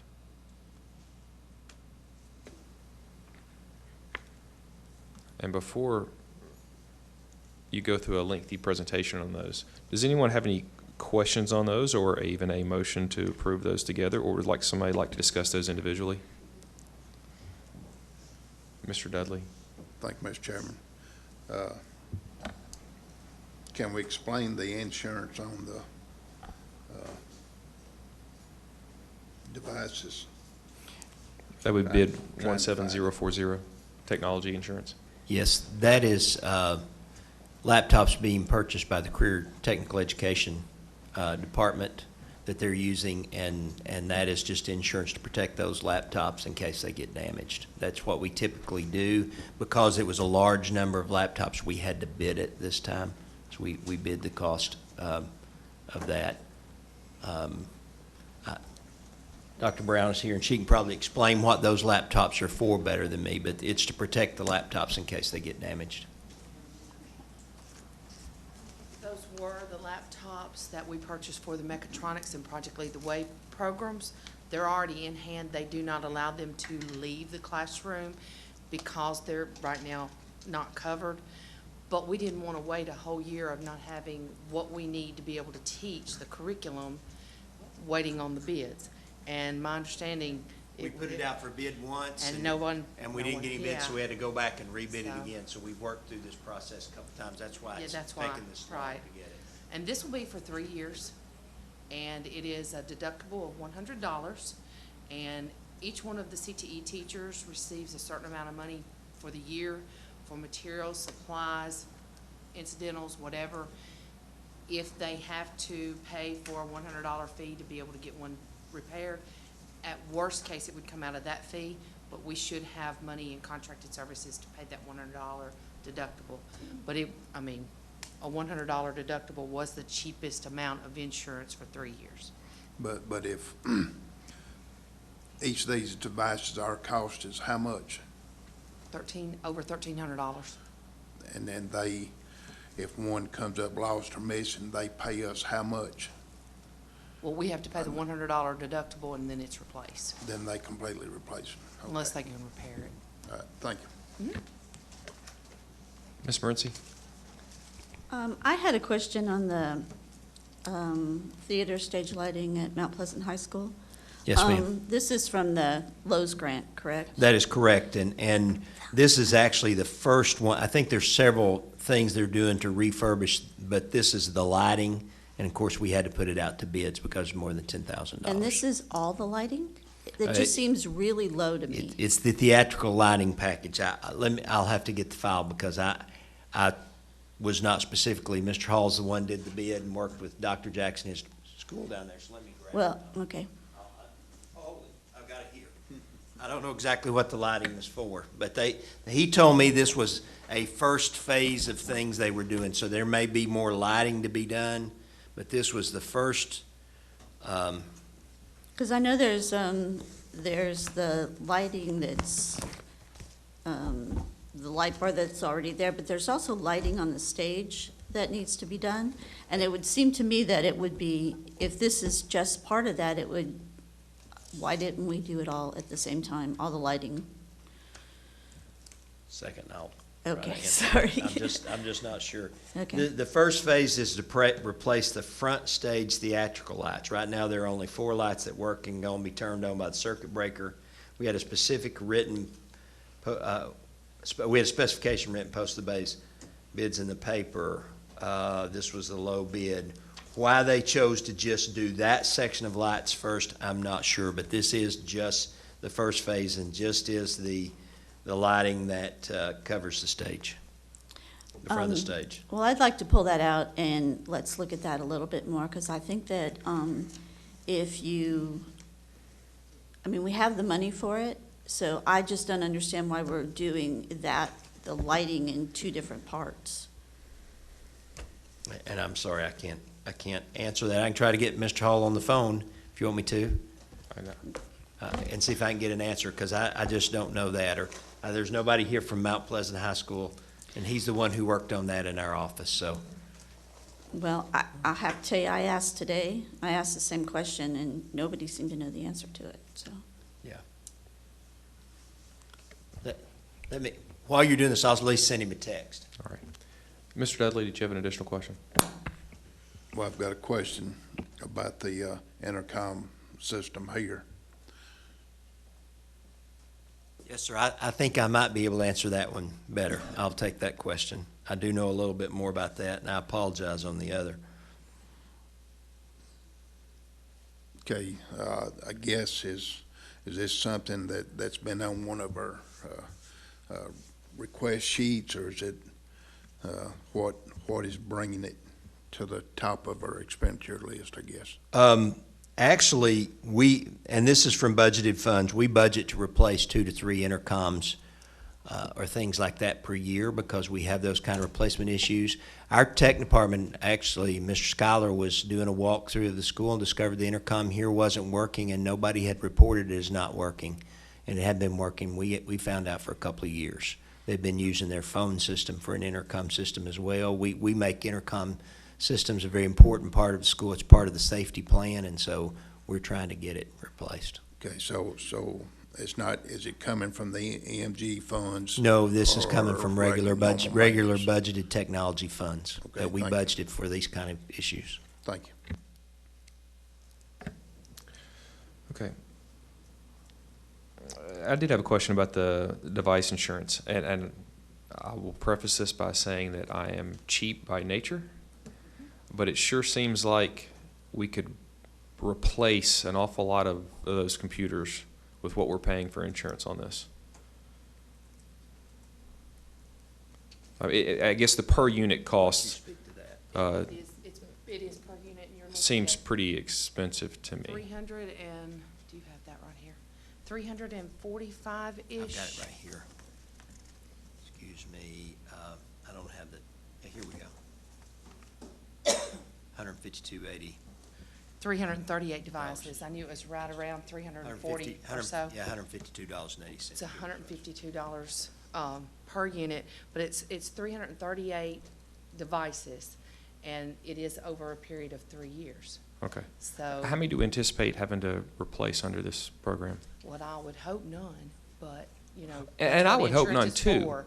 Right. And But I mean, again, for me to my point is at Yeah. roughly $1,400 per device. And we could take a chance on that, but I know that in the past, in other classes, we've had, you know, students accidentally drop them off a desk, someone walk by and they fall off a desk, and And there is absolutely no way I can predict that. But the normal protocol for our laptops would be to have insurance, just for that reason. And two, for stolen purposes, that type of thing. Okay. And again, I'm not, I'm not asking for predictive. I guess I'm doing some math. And at $51,000 for insurance over 3 years. Yeah, I don't want to pay it either. I really don't. Well, okay, But so here's where I'm at. this I'm is just our simply saying, protocol. at $51,000, if we know how many we're expecting, and I'm going to do some really quick math, divided by 1,400. I mean, we could replace 36 devices for that. Do we expect to have to replace 36 devices? Well, we have 338 devices. So 10% of those devices are going to be, are we expecting to replace that many? I'm hoping not to replace any, but that's the ails of insurance. I mean, if you don't have it, and then you do have that many, let's say you have, at the end of a school year, you have 30 that need to be repaired some way, shape, form, or fashion. And mostly it is on screens. Okay. Students putting their fingers through, or keyboards messing up. But, you know, if we don't have it, then yes, we would just have to come up with the money somewhere. Okay. And again, the reason, because I know normally when we've seen these bids before, we get the insurance is kind of sometimes often included with the purchase. And this is, I guess, a third party. You said because of the volume or the number of them, we had to go through a third party. Correct. Okay. That's correct. All right. I would prefer not to spend that money, but I sure would hate to Well, I have to come to appreciate you and preferring not say- to spend it. I would prefer not to spend it as well. I'm pretty tight with the But money. that said, on that, and I know that Ms. Mercy said she wanted to pull the other one out, I would make a motion to approve bids 17-040, 042, 054, and 069 Second. together. Second that motion. And we have a second. What? Well, we're going to approve it anyway. I'm just kidding. So I have a question, Mr. Chairman, really quick. Yes. Would you prefer to take that money and self-insure, which means buy an additional 10% of devices, and then if one breaks, you just replace it with one of those? And then you've got 30 additional devices to do whatever you want. I'm simply questioning, if this is the recommendation to do that, I'm okay with that. I And was I'll- simply asking questions. May I add, and I Yes. know I'm putting them on the spot. How easy are these to repair from the tech shop? It's not a matter of them being easy, but it costs The money money. to repair those. A screen by itself is easily $100-something. And we're looking at 152.80 per unit, so This is not something that we've just started doing. this is normal We've got protocol. insurance on mobile devices now for over a year for a third party. It's actually a little different. I can tell you already, there's probably been 20 or so instances that we've used it so far. Mostly through accident. Okay. A couple being stolen, but mostly through accidental damage. Now, are you talking about CTE or all? All, right. Well, I would ask, as we're moving ahead with these devices, and this is obviously something that's going to become more of an issue, I think tracking that kind of information so that we can see what the break-even is on how many devices we're actually having to repair and or replace would be nice to know, especially as we start to purchase and maintain thousands of devices. So that's definitely something that would be helpful for us to know. And I wasn't questioning if this is a recommendation, and I understand, I appreciate you It not is wanting to spend the because money. it's- yeah. But if that is a recommendation, I have no problem with that. I was just doing a little bit quick math to make sure that we're meeting the break-even point. And again, 10% probably does sound reasonable over a 3-year 3 period. years, right. I don't think that's an unreasonable, even though it is a lot of money to spend, but I can understand that. To turn loose, though.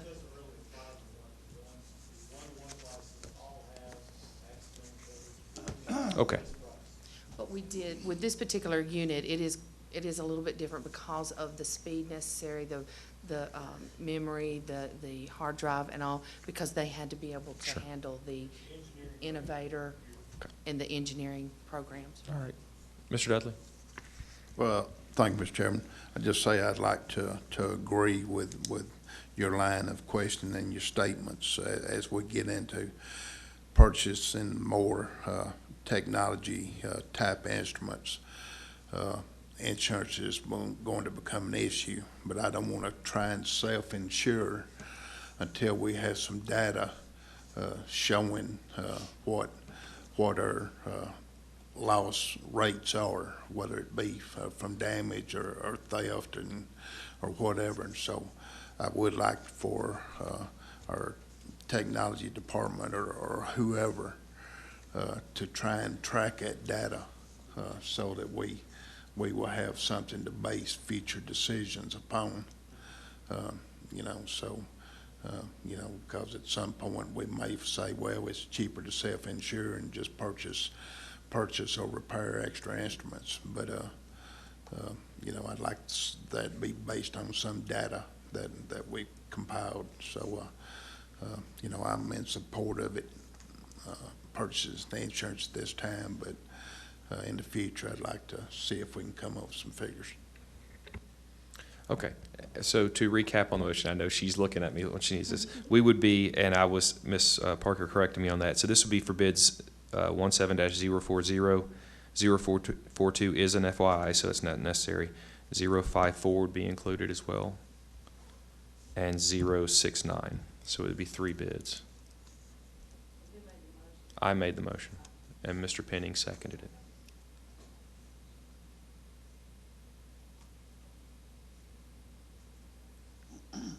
Okay, do we have any further discussion on those 3?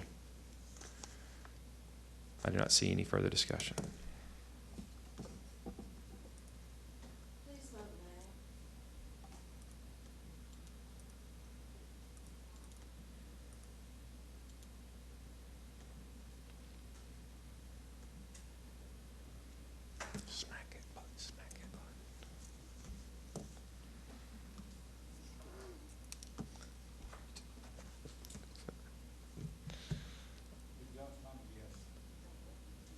All right, please record Mr. Weaver's vote as a yes. And that did pass. And Mr. Chairman, I have an answer to the lights. Okay. We will now take up the stage lighting again. Mr. Breed. And this is from Mr. Hall. He said they were trying to get those done more quickly. The other lights that we're going to do have to be have anchors drilled into the ceiling, and the ceiling is sprayed with asbestos, so we'll have to have it abated, and that's going to take a longer process, and they went ahead and get these done that could be done quickly. And this is information that I think I have. Mm-hmm. I'm not sure. Were they doing that because they wanted to have those lights done for their, for the show the production that they just did? I'm not sure about that. I really think that is, and if it was, we moved as quickly as a bid could right, happen. I It had to go understand, through the bid and process. that's understandable. What I'm trying to do is just make certain that we have a limited amount of money. And it would seem to me that if we have 2 different stages of lighting to do, that it would cost less to have it done at the same time. We can certainly go back and take that approach if that's what you prefer. We were really trying to follow the school's request. Okay. Yeah, I mean, we can do whatever. That's, you know, I know there was a production they were trying to meet, but I do know that, you know, we had to walk through the bid process, and we worked through that bid process as quickly as we could to Right, also and- follow the process of bringing it to you and doing all the Well, things and you gotta do. I really never thought that it would be done Yeah. before the production. But I I don't mean, know this- if they have another need that they would want them and stuff. I mean, school's about out, so maybe not. I just do not know the answer to that. Okay, I guess my question to you is, does that make sense to you that if they do the whole lighting thing at one time, it would be less expensive than doing it in 2 different parts? It might be a little bit of savings. I don't think you're going to save anything on the material themselves, the lights themselves. I don't think there's a volume discount that we would receive for buying more of them. You're talking about a contractor coming on site. It could be that you get some savings that they would charge you for one trip versus a couple of trips coming. But I really Ms. Morency? I don't know. If you don't mind, perhaps a motion, something along the lines of, we could approve this, but if staff feels like it would be better to combine it, that they could hold off and do it. I can check and that out, present I a new just bid. don't know. Okay, that's If fine that with would, me. that would kind of cover all the We would bases. certainly do that. That If makes you wanted to sense. present such a motion. Motion is made. So Sorry. we have a motion by Ms. Morency and a second by Mr. Dudley to approve this and let our staff decide if it is best to go ahead and continue with that or combine it and bring it back to us as part of a comprehensive We'll certainly bid. do that. Yeah, if we think there's any savings for that, we'll certainly do that. And I appreciate the general thriftiness of everyone on that. Okay, any further discussion on that? Okay, I do not see any.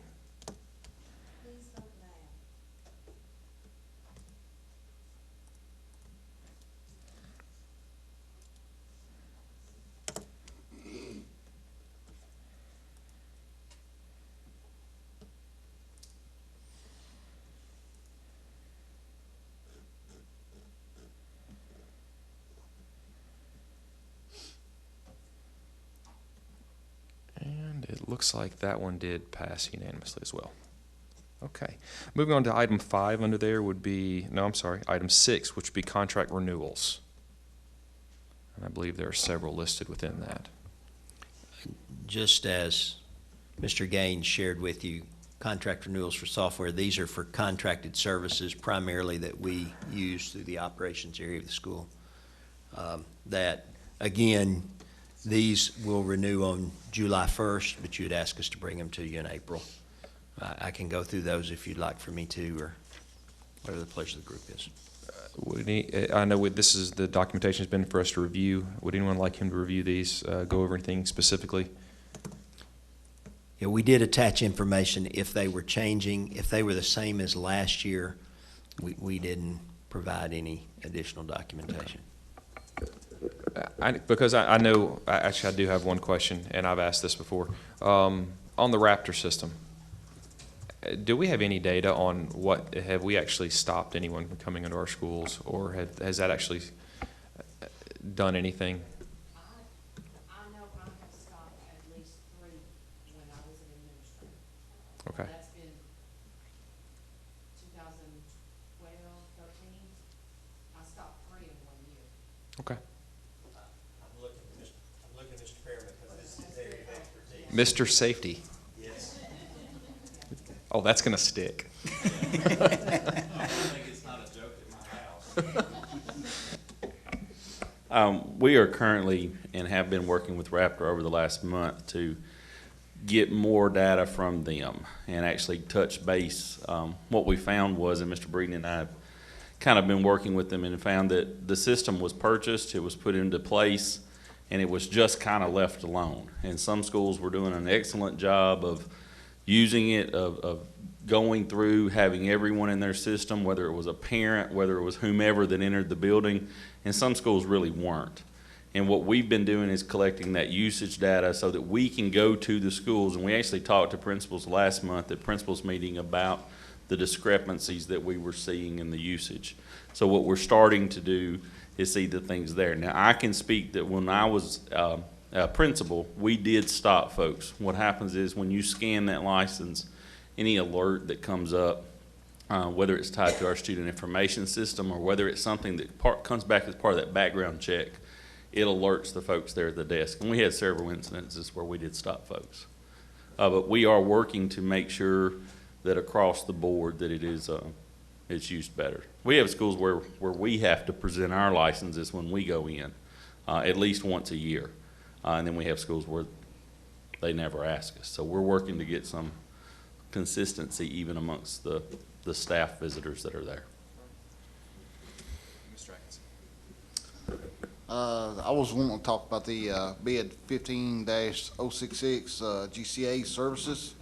Yes, sir. Was we not looking at other contractors for that services, try to get another bid or look at?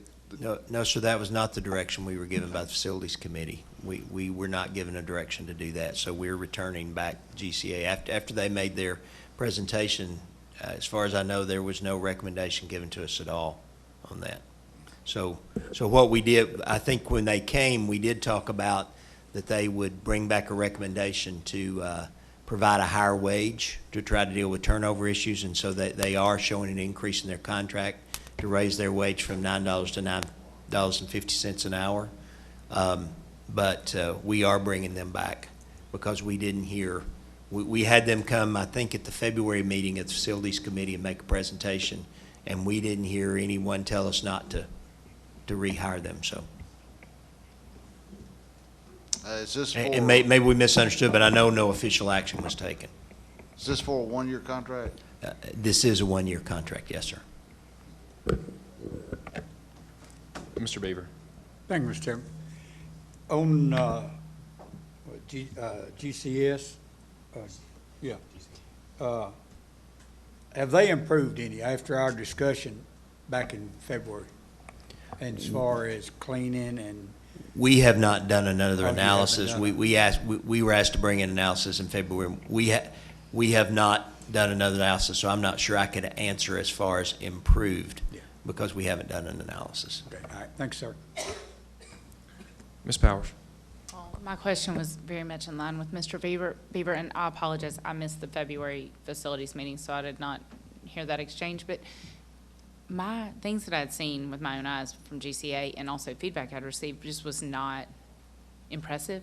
And then when I saw that they were getting a raise and maybe they're paying subpar wages, maybe that is part of the problem, but I was kind of I was going to say, like, have things improved? Like, are we feeling good about them now? Well, we did show the results in February that showed an improvement in the survey results from the survey that we took last spring. So we surveyed them in the spring, and then we surveyed them again in December.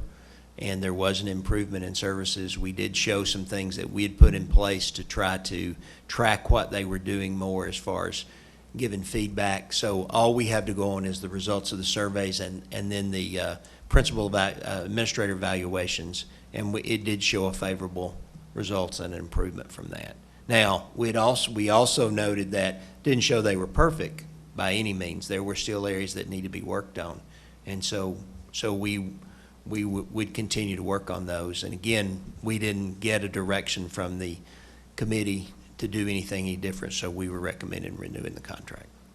Well, and I appreciate that if the committee didn't give you any other direction, I find that sounds understandable, but do you still feel like we're doing the right thing by outsourcing janitorial services? We have not made a full examination. We certainly could look at not outsourcing. It would be a much more sizable investment on the part of the school district if we didn't. If we did not? If we did not, yes. We would probably be looking at probably increasing our cost by 30% for 2 or 3 reasons. One is we have no janitorial equipment now because all of ours was gotten rid of. GCA provides all of the equipment. We do not have a system in place to order all the supplies. They order all the supplies. And then we looked at an analysis a couple of years ago and showed what the cost would be, and it showed about a 30% increase. We've not looked at that recently. We could certainly, if that's the pleasure of the board, we can certainly evaluate bringing it back in-house, or we can take it out for other bids. Right now, going back to the February presentation when we talked about this, our analysis was they had shown improvement on the survey. They had come with a recommendation that they thought they could improve their service even more by increasing the wage. We talked about it. They have half of the contract in Williamson County, and they actually renegotiated the raise on the behalf of Williamson County, renegotiated their contract and told them to raise their rates to, it was 10-something an hour there. They provided a salary survey where they felt like $9.50 was a comparable rate for Murray County. They thought was sufficient. And so we talked through those things in February, and we moved forward based on the results of that discussion. Okay, well, again, I apologize, I wasn't there, but it does sound like they've shown some improvement. I do feel at least good about that. Mr. Dudley. Thank you, Mr. Chairman. Mr. Breeden, can, on bid 16-101, the K-9s, Yes, sir. do we have any reports as to what this past year's actions were with them and what they found and how many. I know Mr. Pearman's probably already headed up here because I've already told him, asked him to make a report on that if you had questions. Yeah, safety first, right? We get a report monthly. The way we've set that up is that we do it, I worked with them in July and in August to set a blind schedule. And we do that so that it's unpredictable as to where the dogs are coming. They do 2 visits a month now. We cut that back this year. They come 2 days, they visit 4 schools a month. And we've set a rotation with priorities on which schools we would like to see visited the most, with the larger high schools, Central and Spring Hill being the 2 that see the most action, but then also the unit schools being right in behind there. We get a report from them monthly based off of when they actually did. I know which schools they're going to each month. I do not necessarily know the date. I get a report from them that shows the date that they went and the actual occurrences that went there. Now, the process that they follow when they go to the school is they report to the office, and then they have an administrator from the school that accompanies around the building. What they always did with me when they came into my school was ask me, were there certain areas that I wanted looked at? Was there anything that I needed searched? And there were at times. Sometimes there wasn't, and we just at random approached the building. We have found some things this year. It's not been an overwhelming thing, which is wonderful that we're not finding lots of items, but what we're seeing is that it is that unpredictability, that they're coming. The kids know they're coming. They're coming often enough now that there's at least predictability that you know they might show up. What we ran into was that the sheriff's department used to have 2 canine dogs. Sheriff Rowland was one of the officers. Officer Cheek, that's the SRO at Mount Pleasant High School, was one of the officers.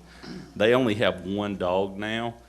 He does not officially clock in until 2:30 in the afternoon because he works an evening shift. The dog and the handler both clock in at 2:30. If we need them during the day, we can make that request. It's about a 2-hour turnaround to get them. So what we're seeing is that the InterQuest, while we're not bringing lots of arrest or findings out of it, we are bringing some. We're seeing that more as that deterrent that's just in the building. And we find that by having cut it back, and we cut it back pretty significantly this last year, actually last year was when we cut it back, that's been more cost beneficial to us. But we have the ability to arrange that they hit the hot spots that we want them to hit, more so than the others. Before, they were going to every school, middle, high school, unit school, once a month, and we found that really wasn't cost effective, and there was sometimes they just didn't need to be there. So now we can work with them. If there were an issue, and we've not dealt with this, if there were an issue, let's say Mount Pleasant High School, Central High School, we're seeing lots of issues where the SROs, the administrators were pulling in, whether it be drugs, whether it be weapons, anything like that. I can call them and arrange that, hey, you were supposed to go to Spring Hill Middle School this month. I need you to go to Central. I know you were just there, but I need you to go again. So we're seeing that, but we do get a report from them over what they're finding and who they interacted with while they were there. Okay, so they send you a report as well as interacting with the administrators? They do. They do. And they are not allowed, when they come to our building, they can't go into the building and go around the building until they've seen an administrator and an administrator gives a directive. Now, sometimes administrators are asking them, the officer maybe to go with them that's in the building. That's really not the protocol. We're asking an administrator to go with them, but they do not enter our building beyond the office until we've given them permission to do so. Okay, and we're doing, subject to possibility of doing a complete search of our grounds, vehicles, and whatever, and parking lots.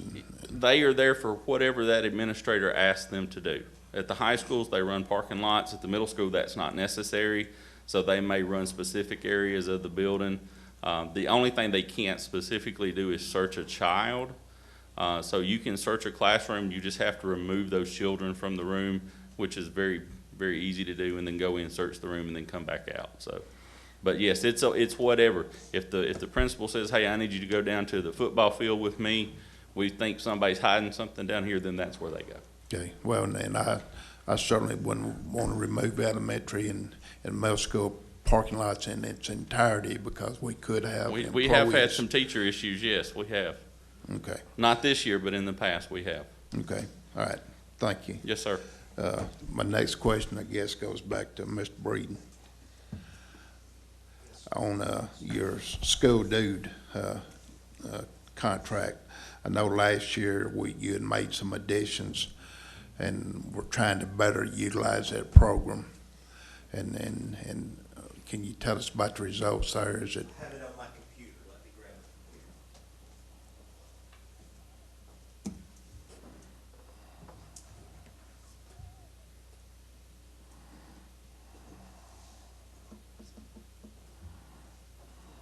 Yes, actually, and we're working to put together a report. We were kind of we're working on an annual facilities report, but we now have the ability through School Dude, we have a dashboard. I could bring this up, I guess, and show you, but where we're keeping up with key performance indicators. And total, we've processed 6,373 work orders in the last 12 months. 75% of those we are completing in less than a week. 94% of those, we're getting our maintenance staff now to tell us they turn in their hours they worked on it. 98% of our work orders are turned in with a craft, which is considered very high, meaning that we know if it was an HVAC problem, an electrical problem, whatever. 37% of our work, I think it's 37% of our work orders were for preventative maintenance, because we now have preventative maintenance schedules set up for all of our equipment. And of course, and we've actually spent 2,073 hours in the last 12 months, but we just turned on the preventative maintenance parts in September, so we've really not had it for 12 months doing preventative maintenance, according to our records here. So we are getting some good information. We obviously have our staff now who are entering work orders. Like a maintenance person, if they see something wrong, they're entering work order. They're all using a tablet computer to record their work. So we feel like we've made tremendous strides in what we're doing. And we think, actually, I've been spending the last month scheduling walkthroughs of the buildings with the administrators. Murray Ring, the maintenance manager, and I, and sometimes Dave Hall's a part of that as well. Trying not to pull him away from too much of managing the construction, but we're doing complete walkthroughs of the building. I think we're seeing an improvement, and I think in the work that we're being able to get done because of the improvement in the work order system. Can you feel like the building administrators are reporting things better now and We do, yeah. We think we're getting them to use that. We're seeing a greater percentage of work orders being submitted by the schools, which is what we were wanting to do. Okay. And so we do feel like we're using that. We pretty much now, anything anybody wants to turn in, we say submit a work order. They call me and I say submit a work order. We're trying to get everything we do logged to a work order so we can track it. All right, great. Thank you. Mr. Pennings? I'm not to labor the point, but GCS. I will make a request that in January or earlier, say December, that you bring it to this board that their contract is going to be up. Because I'll tell you, and I heard some comments from this board that, well, maybe our expectations were too high. When we gave them the contract to clean the schools, my expectation was that they clean the schools. When we did our last tour of Baker, I was not happy. I found black mold on 4 bubblers at McDowell, and that black mold doesn't get there in 2 days. I think our administrators have to do a better walkthrough of their schools so we get better reports, because as far as I'm concerned, janitorial service is not doing their job. Okay. Any other, unless you had a response? Just that you had asked us last year to bring one in February, and we did. We brought a complete report to the board. We weren't given direction. Some of the comments you're making tonight, we didn't hear in February to do anything any different. And I will say, when I spoke with Mr. Breeden a year and a half ago, I guess what we had started, and the plan was to bring this large contract list, because we knew, as I discussed with him at that time, that it would take it at a minimum 6 months to put together any kind of plan where we would consider bringing it in-house. Probably, it may be a little longer than that, to be honest. But that is the reason it came to us in February. And I know we've had some discussions. We've had GCA come in. We've met with them, heard some of their views on it. But again, coming out of committee, we didn't take any other action than to just let it, we discussed it several times, but it's just kind of been back. And as he would need to, he has brought us the contract. I guess the only thing that was really discussed too much was the consideration of the raise that was included in there. And I did have a question about that as well. There's nothing contractually, were we to agree to this, that says that money is going to automatically go to the employees. I mean, we're really just upping what we pay the company. We have nothing binding saying that that's actually going to go to the hourly workers that they're including. Am I correct on that? Let me pull the information they submitted, because I know they submitted something to us.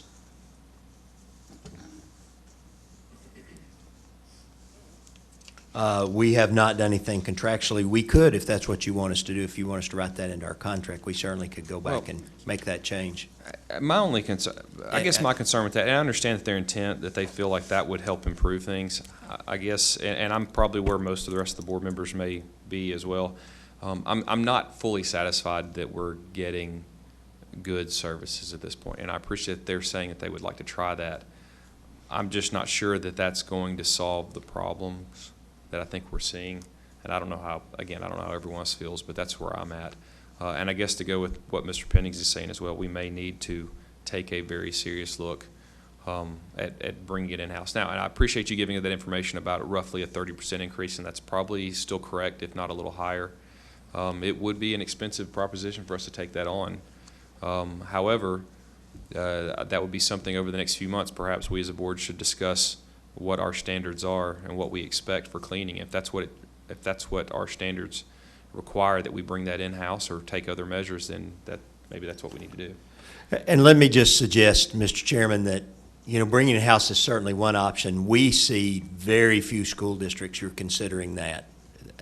Janitorial services are probably outsourced by 80% of the school districts in Tennessee that I'm aware of. There's very few that are doing it in-house anymore. Now, there are some who are changing, who are going from one company to another, and there are some who are changing their contract and their stipulations. I'm quite interested to see, I understand Wilson County is redoing their contract. They've put it out to bids and read much more stringent requirements.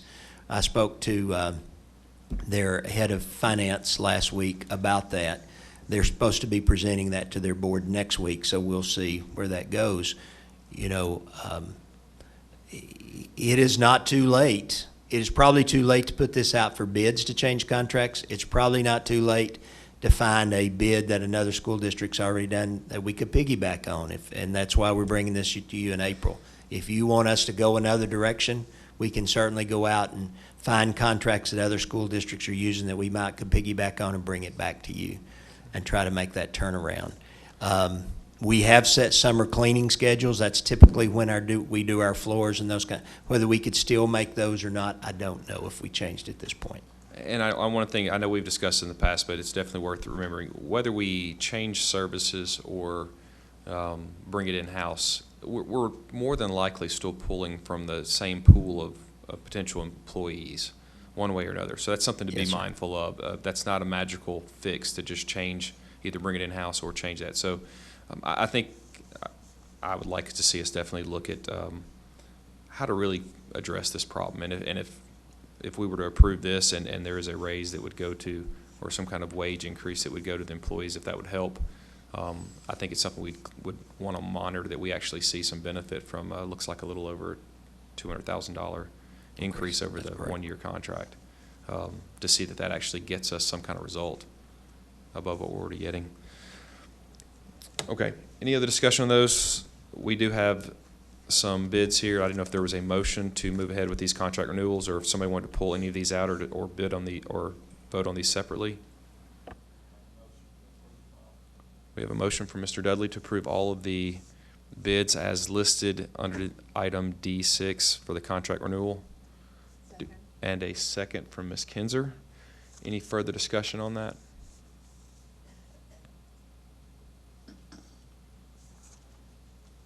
I do not see any further discussion on that.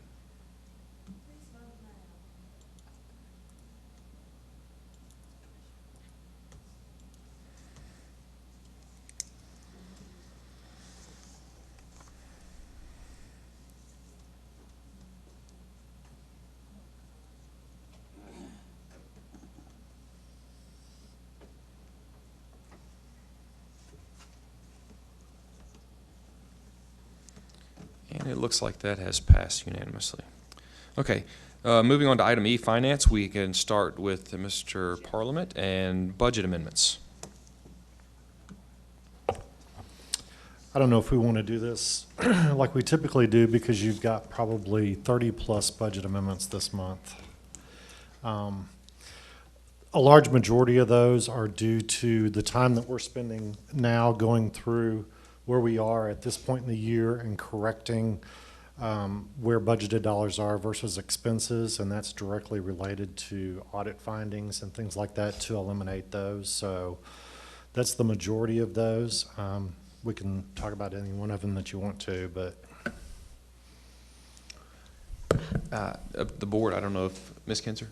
I'm trying to learn and understand and whatever, so I do have some questions on some, let me see if I can pull them up.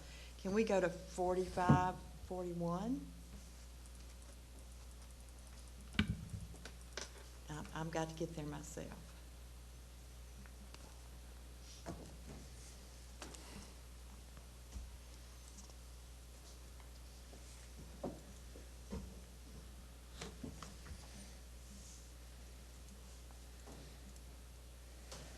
No, sorry. 45, 47. Let's keep going.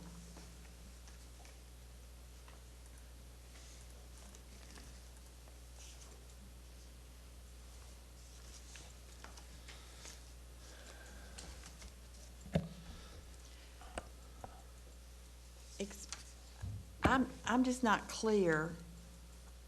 $145,000 for assistant principals from clerical personnel. Explain that to me. I mean,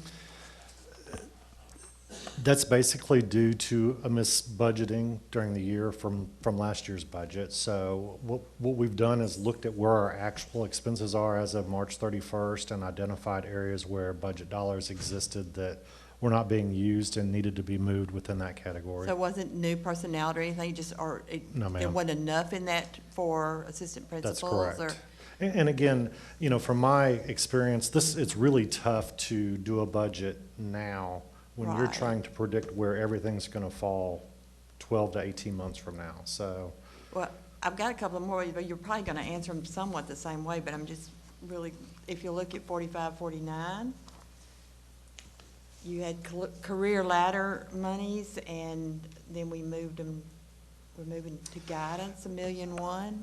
the answer to the career ladder one, when those payments got made, they got made out of the salary line item. So basically, we're moving that from one line item to another. They didn't get paid against that budget line item. Okay, and 45, 51? And these are funds that were moved from teachers' budget. Salary supplements, 180,000? That's correct. What is that? The same explanation. It's just where funds were budgeted at that point and either expenses occurred in other areas or those budget line items need to be moved.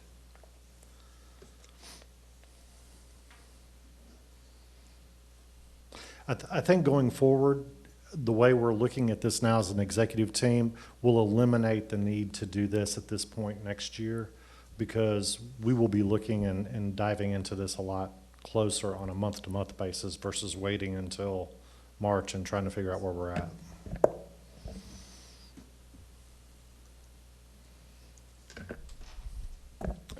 Mr. Dudley. Thank you, Mr. Chairman. Oh no, 4530. I'll just be honest, I've never seen a budget amendment that has so many entries. That particular one is a result of, throughout the year, and I think with everything that's happened, from a financial standpoint, the auditors are sort of looking at different journal entries on a month-to-month basis, and what they identified were some entries, journal entries that were made that needed to be, budget amendments needed to be done instead of the way it was handled. So that's a mass correction from probably several months' worth of entries that were made.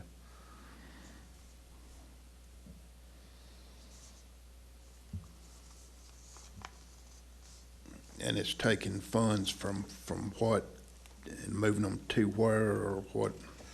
It's a variety. A lot of that is taking funds that came in from the schools and applying it back against a central office expense account where things were paid for. That entry, it's 3 pages long. It literally covers a gamut of things.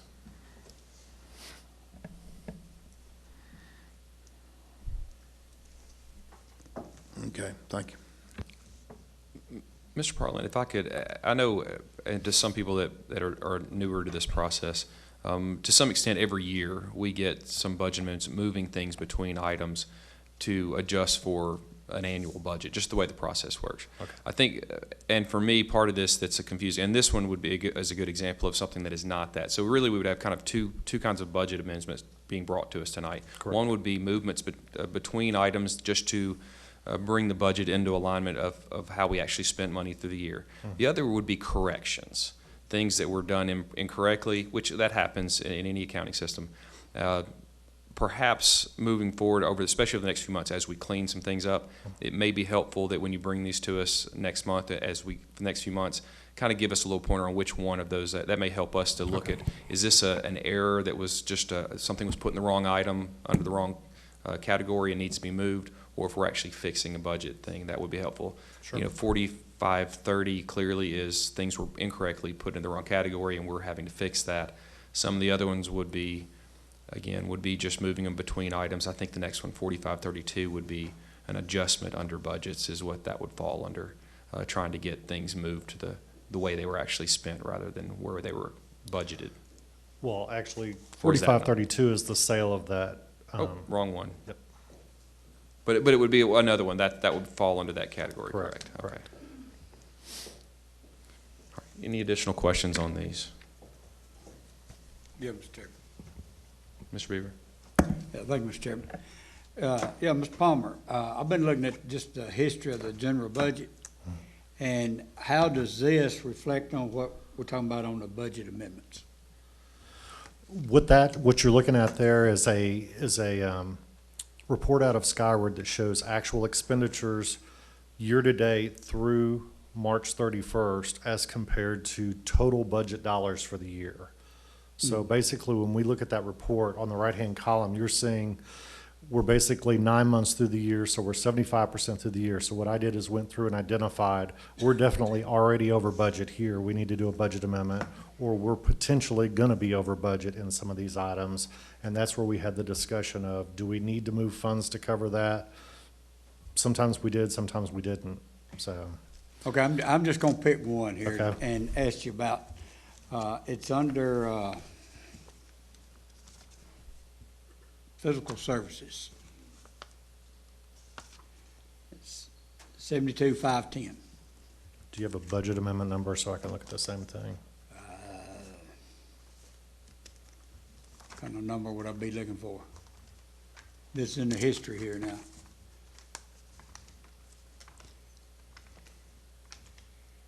$72,510?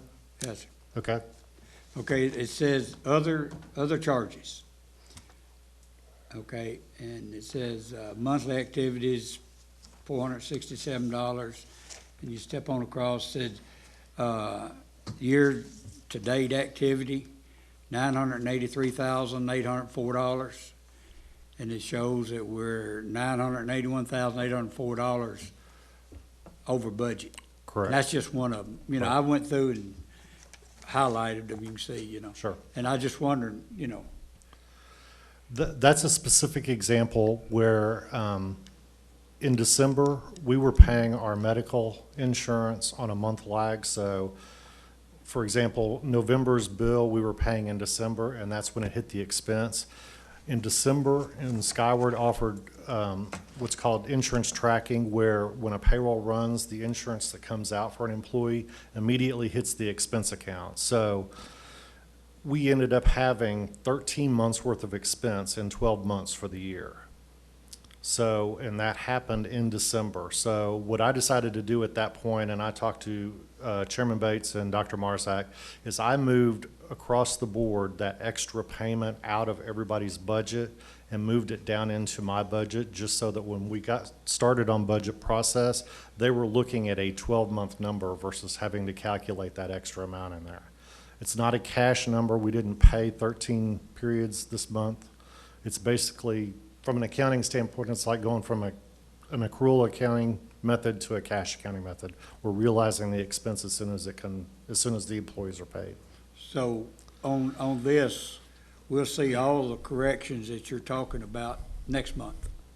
No, that's going to stay there. That's been there since December. And I've made the auditors aware of that. They're fully aware of the decision that we made to correct that.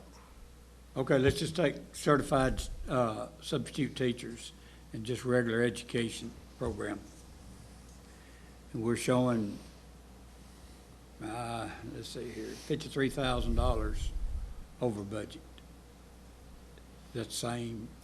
Could be a misclassification, yes. And I think to correct those type of things this year, on our 17-18 budget, we're budgeting all of the certified and non-certified substitute teacher cost in one category versus it being spread out across several different ones.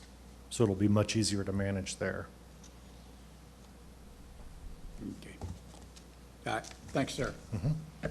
Mr. Dudley. Thank you, Mr. Chairman. 4542.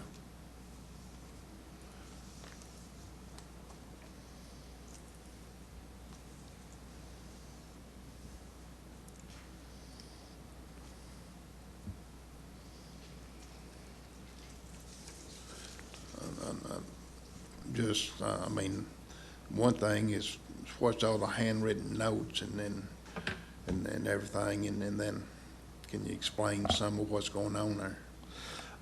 The reason for the handwritten notes is because that came in and had to be adjusted, and we already had the signatures on the page, so we decided to go ahead and change that from a handwritten standpoint.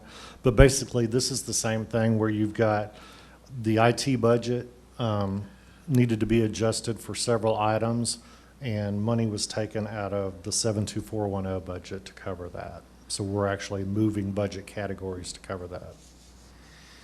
But again, it's a budget line item correction based upon where the expenses are. Okay, thank you. Mr. Beaver. I'm sorry. Oh. All right. Do we have any other discussion on that or a motion to approve those budget amendments? Motion to approve all budget amendments. Okay, we have a motion to approve all budget amendments as presented by Mr. Pennings and a second by Mr. Atkinson. Any discussion on that motion? And I see no discussion.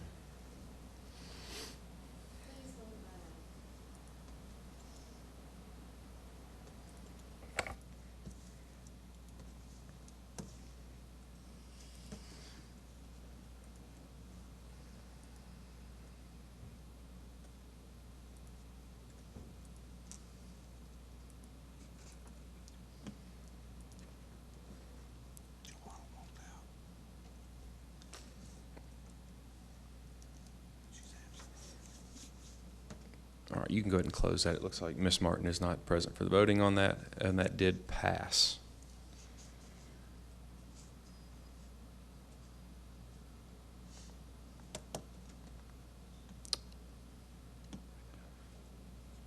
All right. Okay, next item, do we want to go over the management summary or any of the rest of those presented there? We can review it if you'd like. Basically, where we're at year to date, 9 months through the year, we're $10 million over budget compared to in revenue. The note there is that number is going to drop next month because we get BEP funding. We do not get BEP allocation in May and July of each year. So that number is going to come down drastically in April. It'll still be over budget. We're still projected to be over budget in revenue income for the year. Yeah. Keep saying in revenue. In revenue, we are going to bring in more revenue than what we budgeted. Don't scare anybody on that one. And then the expenditures, right now we're running under budget from what we budgeted by a little over 6% or $4 million as of the end of March. Okay. And I basically just highlighted some the categories there where the significant amounts exist. And again, this is a snapshot in time as of 3/31. So as we move closer to the year and we make adjustments, but we still anticipate being over budget in revenue and under budget in expenses for the year. And I just want to say, Mr. Perla, I do appreciate this this summary, giving us some information, especially as we go month to month. I find it very helpful. Hopefully the other board members do as well, to kind of get a nice little snapshot and very concise package to not have to seek all of this individual information out. Sure. But I appreciate that, and hopefully we can continue to use that as a wonderful tool. All right, next item on that. You want to go over, does anyone want to review the historical current summary and then otherwise we can go straight to the revenue report and the expenditures report? Is there anything to discuss on those? No, and again, those were always provided as detail to back up both the summary and the historical and current summary as well. So that's just the detail behind that. Okay. Do any board members have questions on any of those? I do not see any. If so, we can move to the FYI items, which you can see listed there. And did we have anything, Mr. Director, that you wanted to, or Mr. Superintendent, that you wanted to cover?